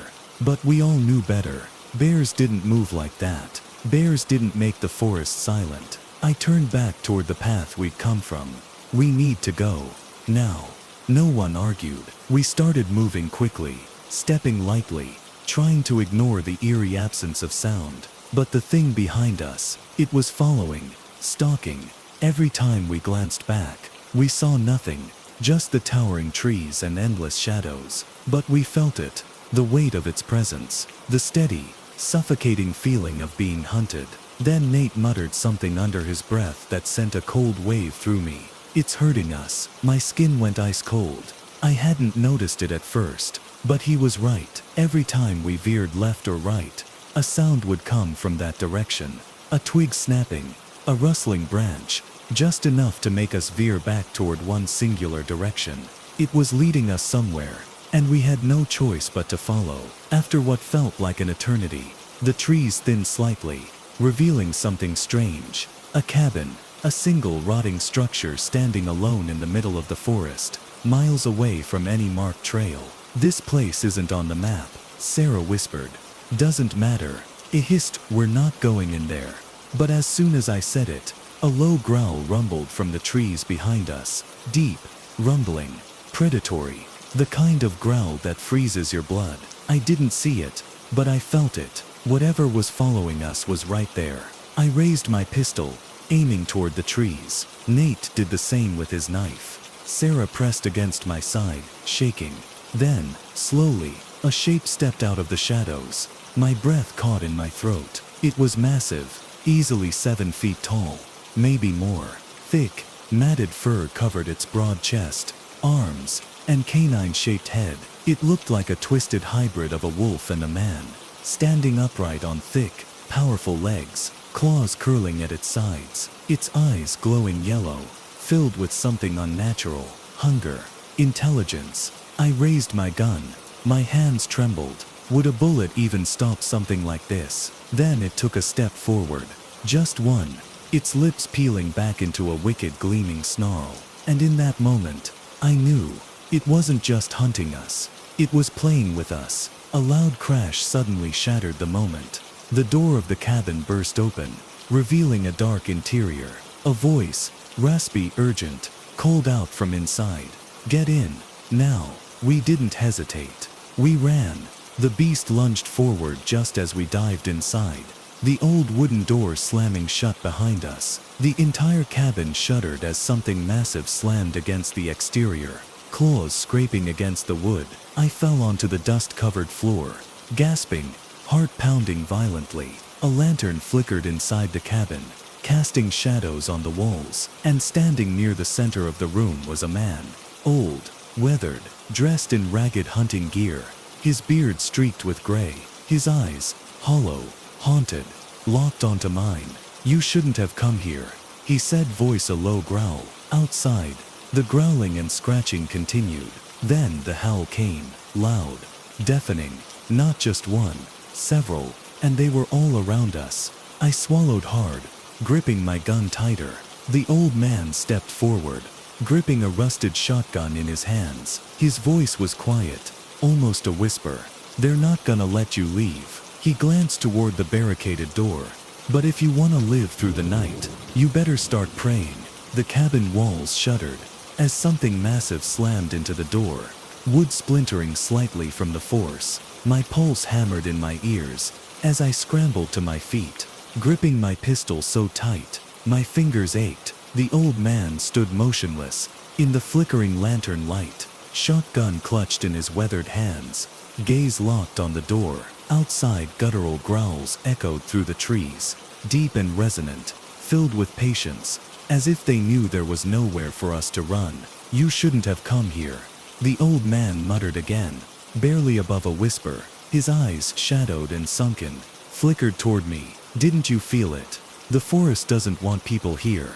It doesn't like when things get disturbed." Nate, still breathless from the chase, pressed his back against the wall, knife trembling in his grip. "What the hell are those things?" The old man didn't answer right away. He shifted toward the window, peering carefully through a crack in the wooden boards. "They've been here longer than any of us," he finally said, voice rough with age, and something deeper, something like fear. "Longer than the trees, longer than the land itself. People used to know better. They stayed away, but now they think it's just a legend." Another violent bang shook the cabin, this time against the far wall, dust cascading from the ceiling. The thing outside was testing the structure, feeling for weak spots. The old man turned sharply, leveling his shotgun toward the sound. "They don't always attack right away," he said. "They like to wait, let the fear settle in. Makes it easier when they finally strike." Sarah let out a shaky breath, hugging herself, eyes darting toward the boarded-up windows. "So what do we do?" The old man didn't hesitate. "We wait. We last until dawn. If we make it that long, they'll go back to the woods." The next few hours stretched into eternity. Every creak of the cabin, every rustling branch outside, made my skin crawl. Occasionally, something heavy would scrape against the outer walls, claws dragging across the wood like nails on bone. The dogmen were circling, watching, waiting. Then the whispering began. It started soft, just a murmur beneath the wind. At first I thought it was the old man muttering to himself. But then I saw his expression darken, his grip tightening on the shotgun. The whispers weren't coming from inside. They were coming from the forest. Low, fragmented words, shifting between voices, sometimes male, sometimes female, sometimes children. The sounds drifted through the trees, echoing unnaturally, phrases just barely distinguishable. "Let us in. You're already dead. It's so cold out here." I clenched my teeth, forcing myself to focus on the flickering lantern, on anything but the voices. My heart pounded painfully. "They're trying to mess with us," I whispered. "Right." The old man didn't answer. His face was hard, unreadable, but his knuckles were white against the shotgun barrel. Then, everything stopped. The whispers, the scratching, even the occasional howl, all of it vanished into an abrupt, suffocating silence. The air in the room grew heavy, thick like molasses, pressing against my chest. I glanced at Nate and Sarah, their faces pale, eyes darting toward the door, as if expecting something worse than before. The old man's grip on his gun tightened. "Get ready." A long, thunderous crash erupted as the entire door buckled inward, the wooden barricade snapping like twigs. The lantern's flame flickered violently as the first one stepped inside. Up close, the creature was even worse than I imagined. Its body was wrong, twisted in ways that defied nature. Its arms were too long, fingers ending in thick, yellowed claws, fur matted with something dark. Its wolfish snout curled into a sneering grin, revealing rows of jagged, uneven teeth. But it was the eyes that froze me in place, burning yellow filled with something far worse than animal instinct. It was enjoying this. For a split second, the entire room stood still. Then the old man fired, the shotgun blast roaring through the cabin. The creature staggered, a gaping wound in its shoulder, but it barely flinched. It just turned its head, fixing its gaze on the old man. And then, it lunged. The impact sent the old man crashing into the wall, the shotgun clattering across the floor. He barely had time to scream before the thing's claws raked across his chest. Blood sprayed across the wooden planks. Sarah let out a horrified sob. Nate grabbed the shotgun, fumbling with shaking hands to reload it. "Help me," he yelled. I reacted without thinking, grabbing a rusted fire poker from the corner of the room. As the dogman turned toward Nate, I swung with everything I had, the sharp end of the poker plunging into its side. The creature shrieked, a sound so piercing it felt like it was digging into my skull. It stumbled back, claws swiping blindly, giving Nate just enough time to fire. Another blast ripped through the air, and this time, the dogman collapsed. For a second, none of us moved. We just stared at the massive, unmoving body, sprawled across the wooden floor, the only sound our ragged breathing. Then came the howl, not from outside, from the other side of the room. Sarah screamed as another one burst through the window. Glass shattering, more shadows loomed outside, dark shapes moving closer, surrounding us. "There's too many," I shouted.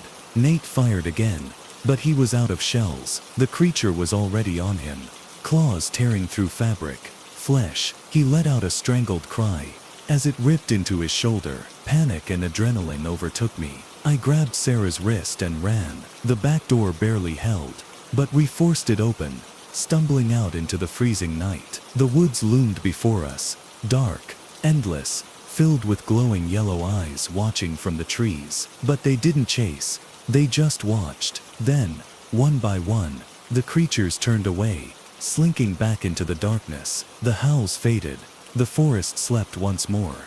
We ran, we didn't stop running. By the time we reached the main trail, the first traces of dawn peeked over the horizon. I collapsed onto the dirt path, gasping, body trembling. Sarah knelt beside me, shaking violently, eyes wide with horror. "Why did they stop?" she whispered. "Why didn't they kill us?" I didn't have an answer, and I didn't want one. We never found Nate, or the old man. The authorities searched, but the cabin wasn't there. No structure, no bodies, nothing, as if it had all been wiped away.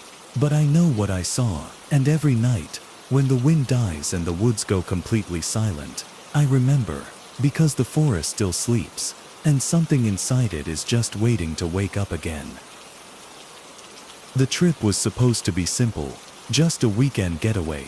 4 friends, 2 nights, one deep stretch of forest far from the city. No phones, no distractions, just campfires, ghost stories, and the kind of silence you can only find when you're miles away from civilization. It was Ethan's idea. He was the one who found the spot. Green Hollow, a secluded patch of wilderness no one seemed to know much about. It wasn't a popular hiking location, which was exactly why he chose it. No crowds, no noisy tourists, just us and the woods. "There's a lake nearby," he had said, stuffing gear into his backpack. "Good fishing, good trails, we'll have the whole place to ourselves." Looking back, I wish we hadn't. We arrived just before sunset on Friday. The drive had taken longer than expected, winding through endless backroads, past abandoned gas stations and empty lots. By the time we parked at the trailhead, the sun was already dipping below the trees, stretching their shadows long across the dirt path. It took an hour to hike in. The woods were dense, the air thick with the smell of damp earth and pine. By the time we reached the clearing near the lake, the sky had turned a deep shade of purple. We set up camp quickly. 2 tents, a small fire, and a cooler full of cheap beer. The first night was easy. We drank, we laughed, we shared stories around the fire. The only sound was the occasional rustling in the trees, the hoot of an owl, the crackling of burning wood. No one mentioned feeling watched. That didn't start until the second night. Saturday morning was uneventful. We hiked to the lake, fished for a while, took a few pictures. The woods were eerily still, even in daylight. No birds, no distant hikers, just silence. Every so often, the wind would move through the trees, and I get this weird feeling, like something was just beyond my line of sight. I told myself I was being paranoid. That night, after dinner, we sat around the fire again, letting the flames push back the darkness. The conversation was quieter, more subdued. Maybe we were just tired. Maybe it was the way the trees seemed to press closer in the dark. It was Lena who noticed him first. She had been staring past the fire, toward the trees, when her breath hitched. "What is that?" she whispered. We all turned. At first I didn't see anything. Just the black void of the forest stretching beyond the light of the fire. Then my eyes adjusted. He was standing just beyond the tree line. Tall. Too tall. Thin and motionless. Barely visible against the darkness of the woods. His limbs looked wrong. Too long. His head tilted at a slight, unnatural angle. He didn't move. He didn't speak. He just watched. "Who the hell is that?" Ethan muttered, shifting closer to the fire. No one answered. I don't know how long we stared. A minute, an hour. Time felt strange. The fire crackled between us, the only sound breaking the silence. Then, without a word, he turned and walked back into the trees. Not hurried, not threatening, just gone. A long breath escaped my lips, and I realized I had been holding it the entire time. "What the hell was that?" Lena whispered. "Some weird hiker," Ethan said, but his voice wasn't confident. Probably just messing with us. But deep down we all knew better. We stayed up late that night, listening. Every snap of a branch, every rustle of leaves made my skin crawl. But nothing happened. Eventually, exhaustion won. One by one, we retreated into our tents. I barely slept. Morning came, gray and cold. None of us mentioned what we had seen. Maybe we didn't want to admit how much it had shaken us. We packed up quickly, eager to leave. As we hiked back to the car, I pulled out my phone, scrolling through the pictures we had taken the day before. My stomach dropped. There, in the background of nearly every shot, standing at the edge of the tree line, half hidden in the shadows, was the man. And with each photo, he was closer. I stopped walking. My breath hitched in my throat as I scrolled through the photos again, my hands trembling. It wasn't possible. The first few pictures seemed normal. Just us by the lake, laughing, the water stretching behind us. But then, in the background, just at the edge of the trees, I saw him. At first he was barely visible, a dark figure in the distance, easy to dismiss as a shadow. But as I swiped through, photo by photo, he got closer, closer. In one, he was standing just behind a tree, his face obscured by branches. In another, he was clearer, tall, thin, with limbs that looked too long, his head tilted at that unnatural angle. By the last picture, he was right behind us, only a few feet away. My heart slammed against my ribs. "Lena," I whispered, my throat dry. "Look at this." She peered over my shoulder, and the second she saw the photos, her face went pale. "Oh my God." Ethan and Mark noticed our reaction and walked over. "What's up?"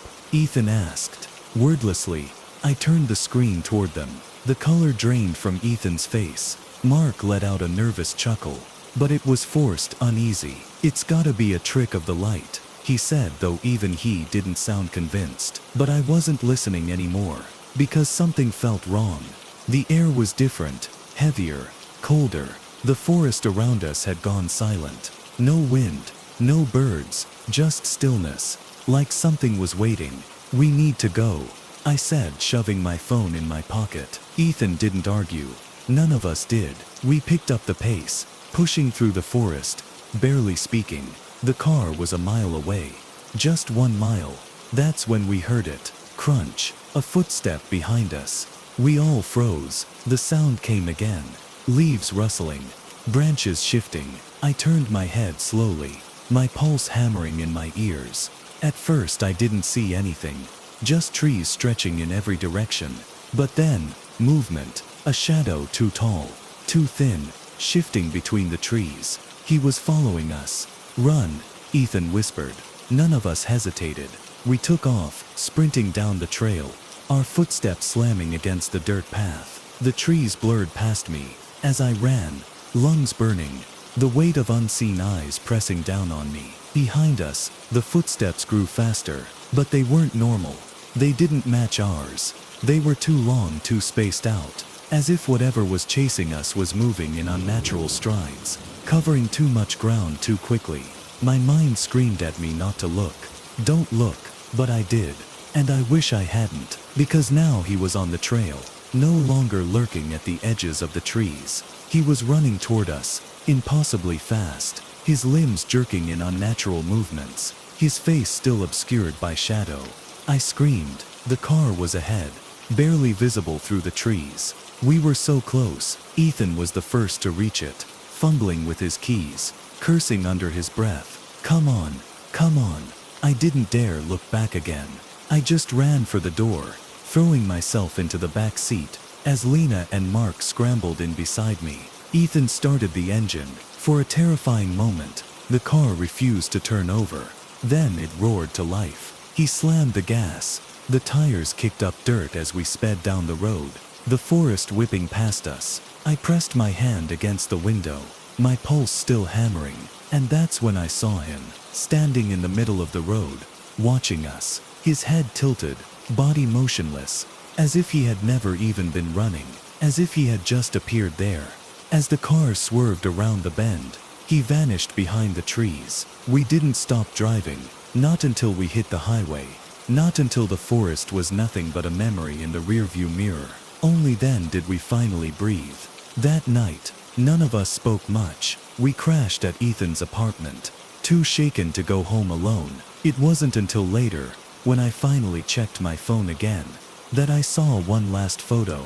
It was the final shot I had taken at the lake, right before we left. At first it looked normal, just the water, the trees, the overcast sky. But in the reflection of the water, standing right behind us, was the man, closer than ever, staring directly at the camera. I never went camping again. The blood moon wasn't supposed to happen tonight. I remember looking up at the sky, when we first set up camp, expecting nothing but the usual glow of the full moon over the treetops. But as darkness fell, and we settled around the fire, the light above shifted. The pale glow turned deep red, not the orange-tinted hues of a harvest moon, but a dark, unnatural crimson, as if the sky itself was bleeding. Nate noticed first. Guys, is that normal? We all looked up. The fire crackled between us, casting uneasy shadows across our faces. I felt a strange tightness in my chest, something instinctual screaming at me that something was wrong. It's just a blood moon, Lisa muttered, hugging her knees. Happens sometimes. No big deal. No. Ethan, the oldest and the one who knew the area best, shook his head slowly. His face had paled slightly, and for the first time since we arrived, he looked genuinely nervous. It's not supposed to be tonight, Sarah laughed, but it was forced. You're acting like that actually means something. Ethan didn't smile. Because it does. The wind died, completely. No rustling leaves, no chirping crickets, not even the sound of distant animals moving through the brush. A silence deeper than anything I'd ever known settled over the forest, thick and oppressive, like the entire world was holding its breath. Ethan swallowed hard. His voice was lower now, almost a whisper. There's an old legend, a blood moon that happens once every 50 years. He hesitated, glancing at the darkened woods around us. It's the night when he hunts. Who? Nate asked. Frowning, Ethan didn't answer right away. Instead, he turned his gaze toward the treetops, staring at the unnatural crimson glow filtering through the branches. Something old, he said finally. Something that's been waiting for this exact night. The stories say that when the blood moon rises at the wrong time, it means the seal is broken, and he's free to feed again. Lisa scoffed. Come on, man. You're just trying to scare us. Ethan didn't look away from the trees. I really wish I was. A snap echoed from the darkness, loud, too close. We all turned toward the sound, the fire flickering against the pitch black beyond our campsite. A single branch had cracked somewhere in the woods, but we saw nothing. Another snap closer this time. Sarah grabbed my wrist. There's someone out there. We all went silent, listening. Then the smell hit us. Coppery, thick, the unmistakable stench of blood. My stomach churned. What the hell is that? Lisa stood, stepping toward the edge of the firelight. Hello? Ethan's head snapped toward her. Get back here. Now. But it was too late. The thing moved faster than I thought possible. 1 second the forest was empty. The next, it was there. A man. Or something close to one. Tall. Unnaturally thin. Skin stretched tight over bones. But his face was ageless. Pale as moonlight. Untouched by time. His clothes were tattered but elegant. dark fabric trailing around him like a cloak. But it was his eyes that froze me in place. Black, empty, starving. Lisa screamed, stumbling backward. We all scrambled away as the figure took one slow step forward, his head tilting slightly, studying us the way a predator studies its prey. Then he smiled, lips pulling back to reveal long needle-like fangs. Far too many, far too sharp. His voice was smooth, hypnotic, filled with amusement. Well now, this is a surprise. The way he said it sent a violent chill through me. He wasn't expecting us, but he was going to enjoy it. Ethan was the first to move. He grabbed the metal fire poker, swinging it wildly. Get back. The vampire laughed, a sound that sent ice through my veins.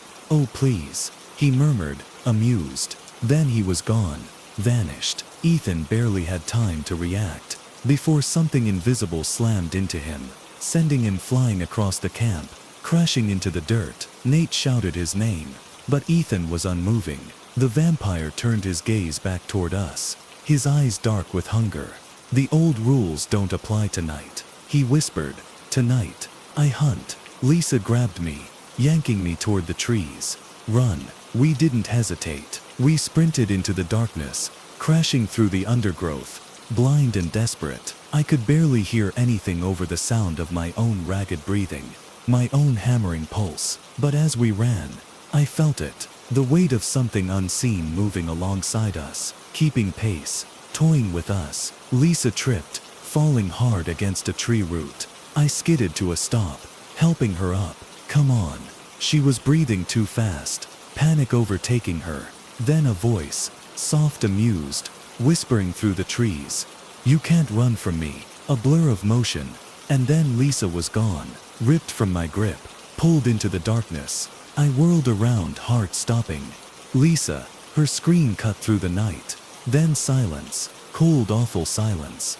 Nate and Sarah caught up to me, their faces pale, eyes wide with terror. Where is she? Sarah gasped. I couldn't speak. A rustling came from above us.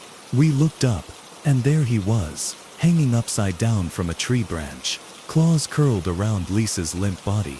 Blood dripped from her throat. The vampire smiled down at us. His voice was soft. One down. Then he let go. Lisa's lifeless body tumbled to the ground, her vacant eyes staring up at us. Sarah screamed. I felt my stomach drop, my breath catching in my throat. The vampire licked the blood from his lips. Still smiling, he raised one pale hand, gesturing toward the endless trees. Run, he whispered. Make it interesting. Then he vanished, a whisper of wind, a flicker of movement, and he was gone. But we knew he was still there, waiting, watching, hunting. The blood moon cast its crimson glow over the treetops, illuminating the twisted nightmare we'd stumbled into. Nate grabbed my arm. We have to move. Sarah was already running. I forced my legs to move, and as we ran into the trees, hearts pounding, lungs burning, one thought clawed through my mind. We were already dead. We just didn't know it yet. We ran. Branches slashed at my arms. My legs burned. My lungs screamed for air. But we kept running. Sarah was ahead of me, Nate just behind. All of us moving blindly through the trees, desperate to put distance between us and the thing hunting us. But no matter how far we ran, we felt it. The weight of his presence. The cold, unnatural energy pressing against us, suffocating, reminding us that we weren't escaping. We were just playing his game. Somewhere behind us, Lisa's lifeless body lay crumpled in the dirt, her throat torn open. I swallowed hard, bile rising in my throat, pushing away the horror. If I let myself think about it, I'd break. We need to. Sarah gasped. Her words cut short as her foot caught on a root. She hit the ground hard, tumbling forward. I skidded to a stop, reaching for her. Sarah, get up. She groaned, pushing herself up. Blood dripped from a scrape on her forehead. I'm fine. A whisper slithered through the trees. Not fast enough. My blood ran cold. Sarah screamed as something yanked her backward into the shadows. I lunged, grabbing her arm, but she was ripped away, her fingers slipping from mine. A blur of black fabric and deathly pale skin moved inhumanly fast, disappearing into the dark with her. Then, silence. Horrible, thick silence. Nate grabbed my shoulder, his voice shaking. We can't go after her. We have to keep moving. I stood frozen, staring at the black void between the trees, where Sarah had been, my heart hammering. Then I heard it. The sound of bones snapping, a gurgling choke. Then, nothing. I turned away, tears burning in my eyes. Another one down. The wind picked up, swirling through the trees, carrying the sickly sweet scent of blood. I didn't want to think about what was happening to Sarah right now. I couldn't. Nate pulled me forward. We have to get out of here. We need fire, silver, something. But how do you kill something that isn't alive? Another whisper brushed past us, slithering through the leaves. You taste like fear. We spun around. Nothing. Then Nate was gone, vanished into the dark. Nate, I screamed. No answer. I was alone. My body trembled violently, sweat pouring down my back despite the cold. My heartbeat pounded in my skull, drowning out every other sound. A rustling came from the treetops. I barely had time to react before something slammed into my back, sending me crashing into the dirt. The world spun as I hit the ground hard, my breath exploding from my lungs. I tried to move, but a hand pressed down on my chest, cold as ice, strong as iron. I looked up, and there he was. The vampire loomed over me, his face a mask of amusement, eyes glowing with ancient hunger, his lips curled, exposing those horrific fangs, still wet with Sarah's blood. He murmured, pressing a finger to my lips. My breath hitched in terror. You ran so far, he continued, almost tenderly. I'm impressed. Most don't make it this long. I tried to speak, to beg, to scream, but I couldn't. He leaned closer, his breath cool against my skin. But the game is over now. His grip tightened, pinning me down, his fangs glistening as he lowered his mouth toward my throat. I struggled with everything I had, thrashing, kicking, trying to break free. But he was too strong, a predator that had spent centuries perfecting the kill. I was nothing to him, just another meal. Then, the gunshot. A sudden deafening blast shattered the night. The vampire jerked back, his body twisting, hissing in agony. A hole smoked in his shoulder, black blood sizzling like acid against his torn clothing. I gasped, scrambling away as he stumbled to his feet, his face contorted in rage. Then I saw him. Ethan, still alive. He stood at the tree line, shotgun in hand, loaded with silver rounds. His face was pale, his stance unsteady, but his hands didn't shake. The vampire's lips peeled back into a furious snarl. You shouldn't have done that, he whispered. Ethan fired again. The blast tore into the creature's chest, sending him reeling backward. The moment his body hit the ground, he let out an inhuman screech, so loud and sharp it made my vision blur. The air rippled, and suddenly, the vampire's form began to fade, dissolving into wisps of shadow and smoke. His eyes locked onto mine, one last time, then he was gone. The forest returned to silence. Ethan and I stood there, breathless, waiting for something else to happen. Nothing did. The blood moon was fading, its eerie glow retreating as dawn approached. The unnatural weight in the air lifted, like a curse breaking. We were alive, but we were the only ones. The authorities found no trace of Sarah, Lisa, or Nate, just bloodstains and disturbed earth. They ruled it an animal attack. No one believed us, but Ethan and I, we knew. We never spoke of that night again. But sometimes when the moon is full, I still feel his presence, a whisper on the wind, a shadow that shouldn't be there, a reminder that he was never truly gone, and that when the next blood moon rises, he'll hunt again. My uncle had always warned me never to go near the old abandoned farmhouse on Black Hollow Road. People in our small Ohio town whispered about strange lights flickering in the windows at night, and shadowy figures wandering the surrounding fields, disappearing whenever someone dared approach. Growing up, I dismissed the stories as silly ghost tales meant to scare kids. That changed the summer after my 24th birthday. I just moved back home after college, restless and bored. One humid July evening, my friends Tyler and Rachel convinced me to finally explore the farmhouse, eager to prove once and for all. The stories were nothing but superstition. None of us believed in ghosts or spirits. We just wanted something thrilling to pass the night. We parked my old truck just off the cracked road, hiking quietly through knee-high grass toward the farmhouse. The night was clear, moonlight casting long shadows over fields, giving everything an eerie silver glow. As the farmhouse came into view, my pulse quickened slightly. It stood silent, dark, decaying slowly beneath years of neglect. Wooden shutters hung loosely from broken windows. The roof sagged beneath time's relentless assault. "This is creepy," Sarah whispered, glancing nervously around as we approached the sagging porch steps. "It's just an old house," Tyler replied confidently, though even his voice sounded uncertain. "Nothing to be afraid of." As we stepped onto the porch, rotting wood groaned loudly beneath our weight, the sound unnaturally loud in the quiet night. I hesitated briefly, before gripping the rusted doorknob, surprised when it turned easily. The door swung inward, revealing absolute darkness within, an icy draft rushing out, sending chills crawling down my spine. Stepping inside, our flashlights pierced through thick dust, swirling gently in stale air, revealing peeling wallpaper, broken furniture, and scattered debris, covering warped wooden floors. Everything smelled musty, stale like decay. Sarah clung tightly to Jake's arm, her breathing shallow, voice trembling. "This feels wrong. We shouldn't be here."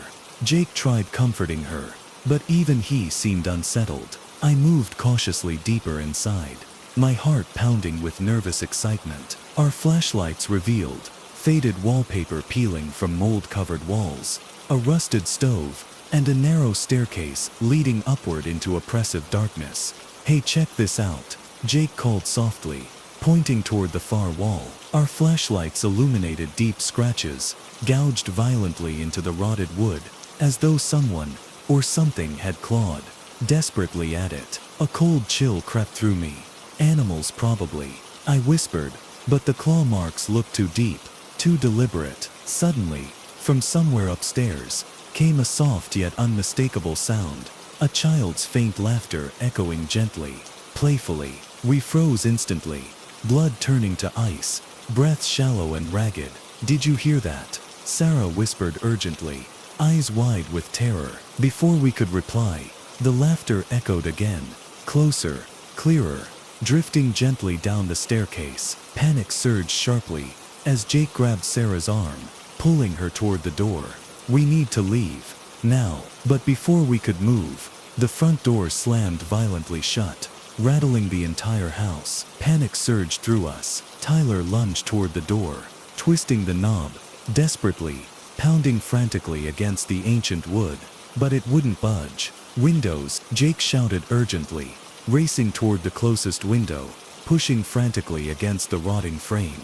But none would open, each impossibly stuck, as if nailed shut by invisible hands. Upstairs, laughter echoed louder, closer, mingled now with slow footsteps moving deliberately across floorboards, directly above us. Then came a whisper, soft, cold, clearly audible, floating through the air around us. "I've been waiting," it murmured, voice gentle, almost amused. "It's been so long since anyone visited." My heart hammered violently, body trembling uncontrollably, as our flashlights flickered suddenly, plunging us momentarily into darkness, before returning dimmer than before. And as we stood helplessly trapped, footsteps began slowly descending the stairs toward us, heavy, purposeful, eager. Whatever haunted Black Hollow farmhouse had finally awakened, and now it had us exactly where it wanted. We stood frozen, trapped inside that crumbling farmhouse as the footsteps slowly descended the staircase, each step heavy and deliberate. My flashlight trembled in my shaking hand, barely illuminating the staircase as something stepped into the faint beam of light. The figure appeared ghostly pale, dressed in ragged clothing from a bygone era. It was a young boy, no older than 8 or 9, yet his eyes were empty, dark voids that reflected none of our flashlight beams. He smiled softly, innocently, but the expression twisted unnaturally, eyes filled with something sinister and cold. "Why won't you stay?" he whispered gently, his voice echoing strangely through the room. "I've waited for someone for so long." Sarah gasped softly, clutching Jake tighter. "This can't be real," she choked out, voice trembling with fear. "This isn't possible." Suddenly, from behind the boy, other figures slowly appeared from the shadows. More children, their faces pale and gaunt, eyes hollow yet disturbingly alert. They emerged slowly, forming a silent circle around us, blocking every possible exit. Their eyes reflected eerily in the dim flashlight beams, faces frozen in twisted, hungry smiles. My pulse thundered in my ears, adrenaline flooding every nerve. Desperately, I scanned the room for any possible escape, then catching sight of a door hidden slightly beneath the stairs, barely visible behind peeling wallpaper. I lunged toward it. "Over here," I shouted frantically, tearing the wallpaper aside and shoving the door open, revealing a narrow staircase leading down into darkness below. "Hurry!" We sprinted inside, slamming the door shut behind us, locking it hastily. In the pitch blackness, we raced downward into the basement, stumbling over debris, praying we'd find an exit. Instead, we emerged into a dark, damp cellar, walls of stone, air heavy with mildew and rot, a single barred window just above our heads. "Help me!" Jake shouted, desperately pulling at the rusted bars blocking our only escape. Together we yanked frantically, rusted metal groaning, bending slowly under our frantic strength. Then, from upstairs, laughter erupted again, louder now, sharper, more mocking. Footsteps descended rapidly into the cellar, heavy and powerful. "You can't leave," the child's voice whispered coldly, suddenly sounding deeper, distorted, no longer innocent, but menacing. "Nobody ever leaves." The bars finally snapped loose. Jake quickly boosted Sarah up through the narrow opening, then turned urgently toward me. "Go." I shook my head, heart pounding violently. "You first." But as we hesitated, something violently slammed against the cellar door above, wood splintering instantly. Without another thought, Jake shoved me upward roughly. I scrambled through the opening, tumbling into the grass outside, just as the door above shattered completely, wood exploding outward, revealing the pale, twisted face of the creature snarling furiously. Jake leapt upward, hands desperately gripping the window ledge. The creature lunged from the darkness, claw-like fingers gripping Jake's ankle, dragging him backward. "No!"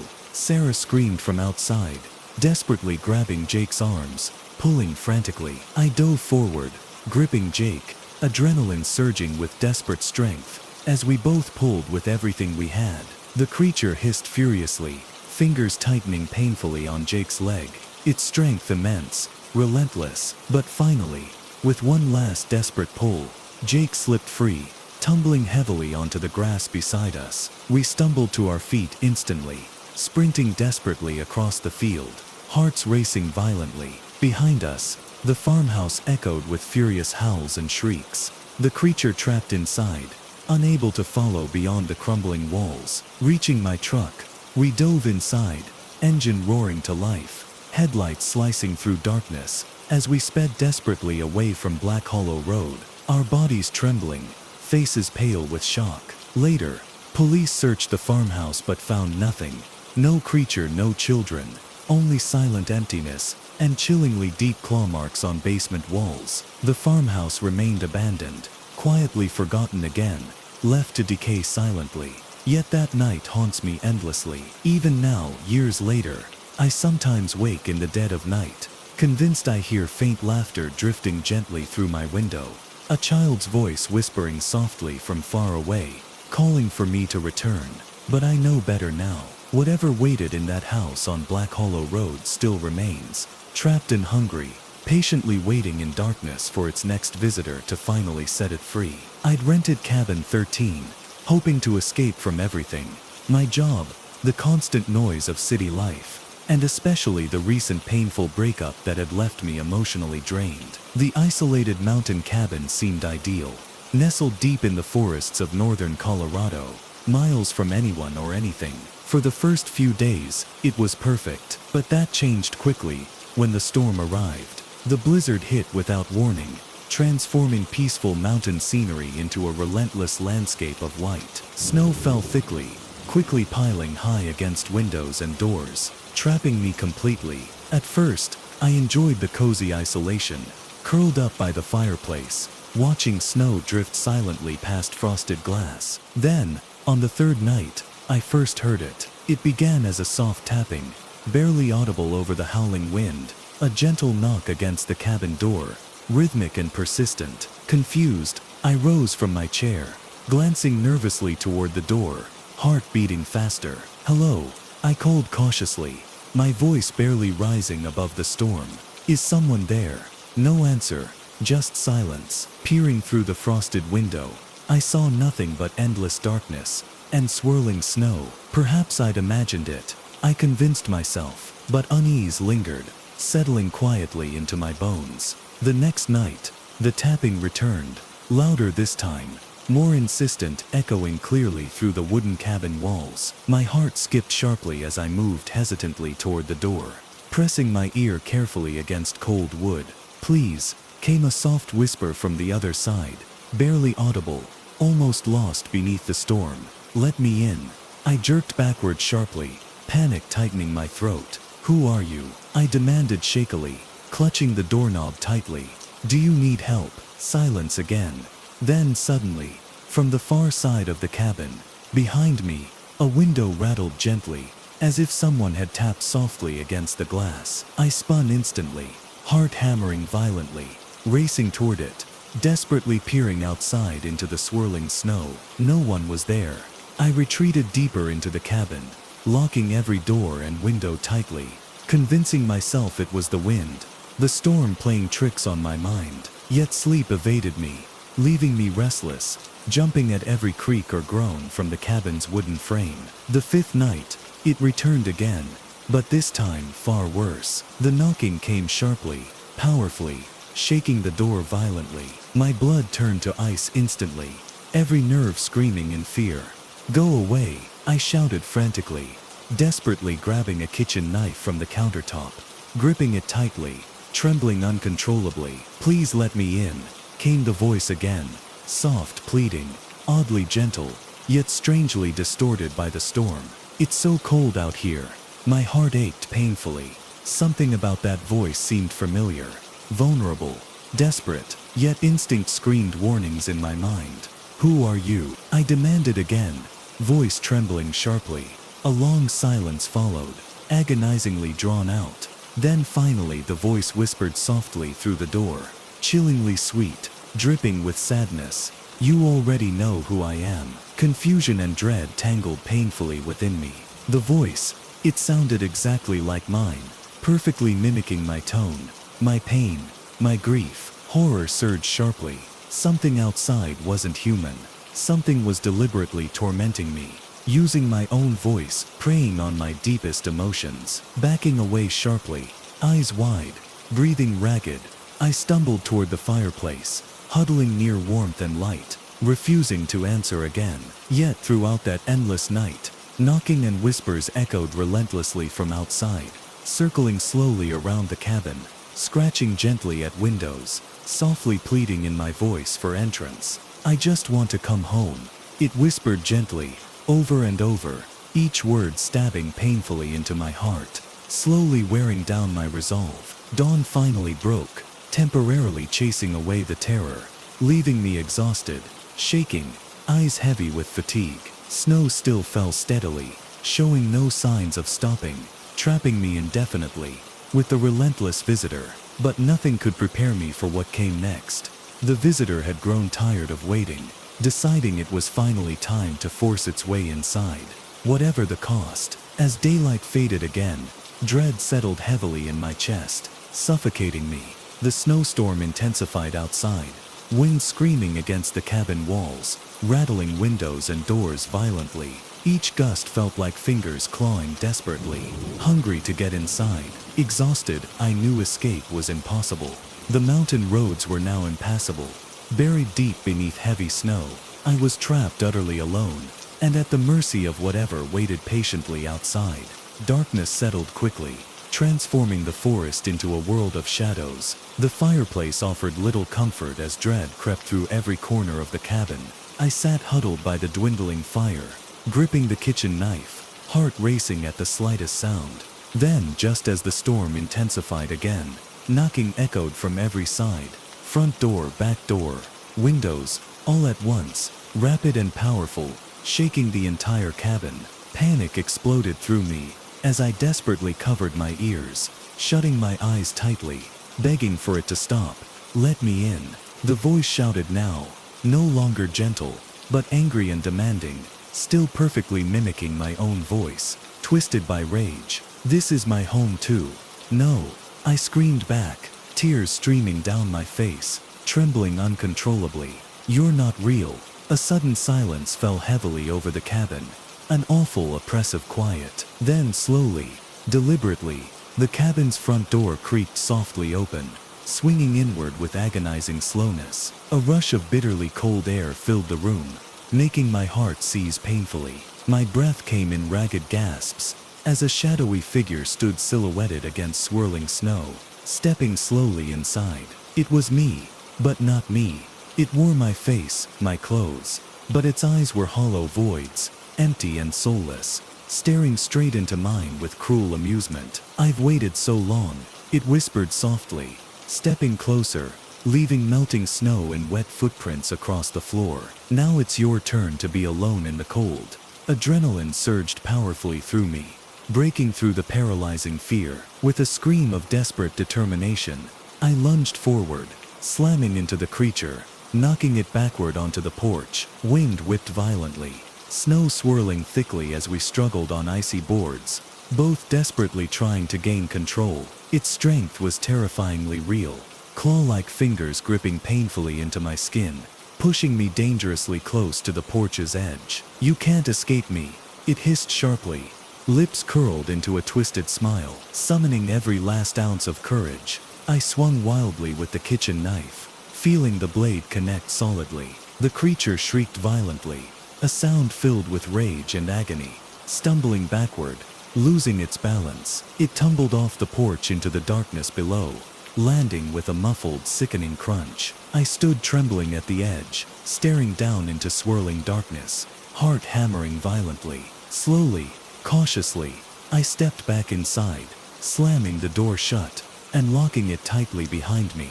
Exhausted, I collapsed onto the floor, sobbing in relief, still shaking violently, overwhelmed by what I'd survived. Morning finally arrived, pale sunlight breaking through thick clouds. Rescue workers found me hours later, dazed, bruised, terrified but alive. They searched around the cabin, but found no sign of my attacker.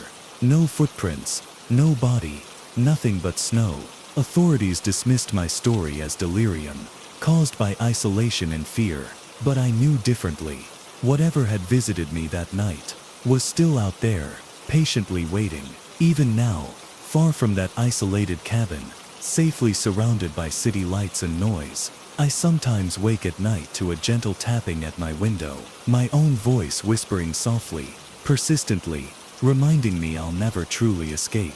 Because the visitor from cabin 13 remains with me, hidden just beyond sight, patiently waiting for the day it finally finds its way back inside. I'd grown up hearing the warnings about Silver Lake. Locals said it was cursed, haunted, whatever you preferred to call it, always cautioning us kids to stay away. But like most teenagers, I didn't believe in curses or old stories. To me, Silver Lake was just another quiet, isolated body of water, hidden deep in the thick woods, perfect for swimming or escaping life's pressures. So one hot August afternoon, despite knowing it was forbidden, I convinced my friends Nick and Chloe to come along. We reached the lake by early evening, the surface smooth and shimmering gently beneath fading sunlight. It felt strangely quiet, no birds, no insects, but we shrugged it off, focused solely on diving into the cool, refreshing water. As I plunged beneath the lake's surface, I felt an odd tingling sensation ripple across my skin.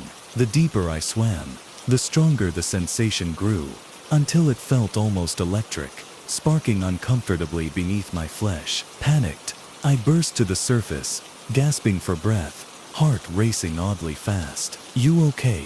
Chloe called from the shore.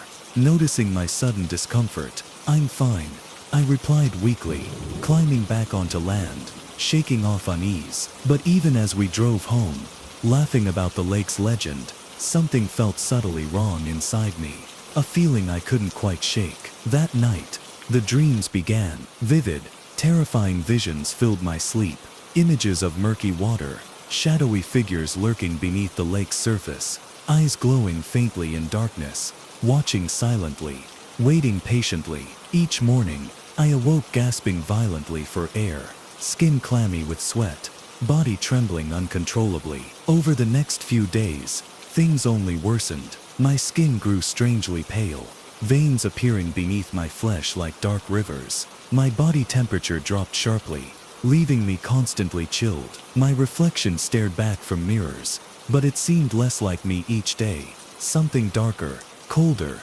staring out from behind my eyes. My parents worried, noticing changes in my appearance and demeanor. Doctors examined me, but found nothing medically wrong. They blamed it on stress, anxiety, typical teenage issues, but I knew it wasn't something simple. Something else had taken hold, slowly consuming me from within. Desperate for answers, I searched online and discovered stories of others who dared swim in Silver Lake. Each suffered similar symptoms, slowly transforming into something monstrous, drawn back inevitably to the lake itself. The legend said anyone who disturbed its waters became bound to it, transforming slowly into something inhuman, something trapped between life and death beneath the waves. Horrified, I tried resisting the growing pull to return, the whispers echoing softly in my mind, calling me back to Silver Lake. But each night, the visions grew stronger, more insistent, as if the lake itself desperately sought my return, claiming me piece by piece. Then, one evening, a strange voice whispered gently through my bedroom window, chillingly familiar yet alien, calling me softly by name.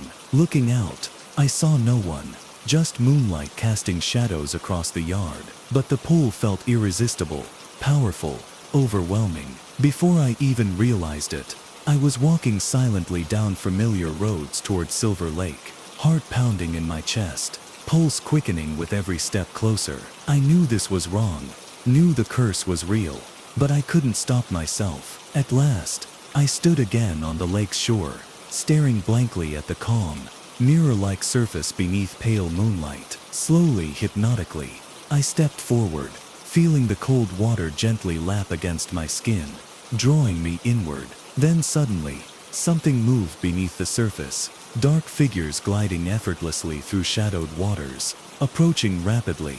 Panic surged violently, momentarily breaking the curse's spell. Terrified, I scrambled backward onto the shore, gasping for breath. The figures beneath the surface stopped abruptly, watching patiently, glowing eyes staring coldly upward through dark waters, silently beckoning me to return. And in that moment, I understood the terrifying truth. Silver Lake wouldn't let me go. Its curse had claimed me, and each night I resisted, the urge would grow stronger, pulling me relentlessly back toward the water, until finally, inevitably, it dragged me beneath forever. I stood at the lake's edge, water gently rippling around my ankles, my heart pounding violently. As the shadows beneath the surface moved closer, cold fear tightened around my chest, and yet some irresistible force drew me deeper into the water, my feet slipping helplessly on slick stones beneath the surface. "Stop!" came a sudden shout behind me, breaking the hypnotic spell. I turned quickly, startled. Nick and Chloe stood at the shore's edge, faces pale, expressions filled with terror and concern. "Don't go in!" Chloe screamed desperately, racing toward me, grabbing my arm and yanking me sharply back to shore.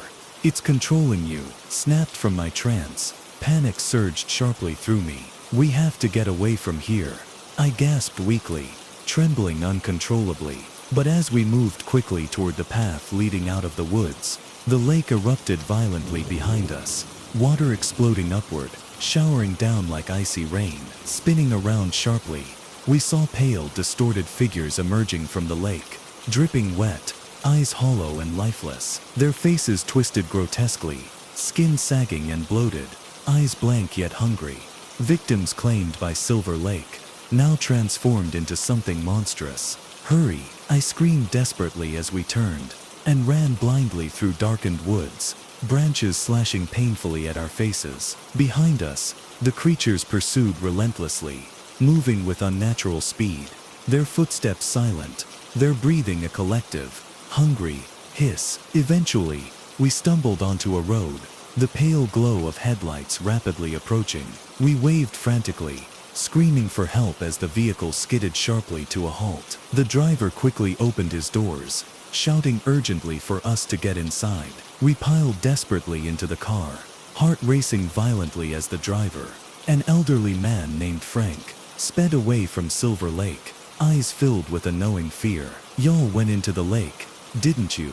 he asked grimly, eyes locked firmly on the rearview mirror. We nodded weakly, still trembling violently. He shook his head solemnly, sighing deeply. "Nobody believes the legends anymore.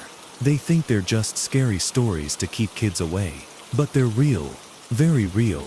"What were those things?" I whispered, voice trembling. Frank glanced at me carefully, eyes darkening further.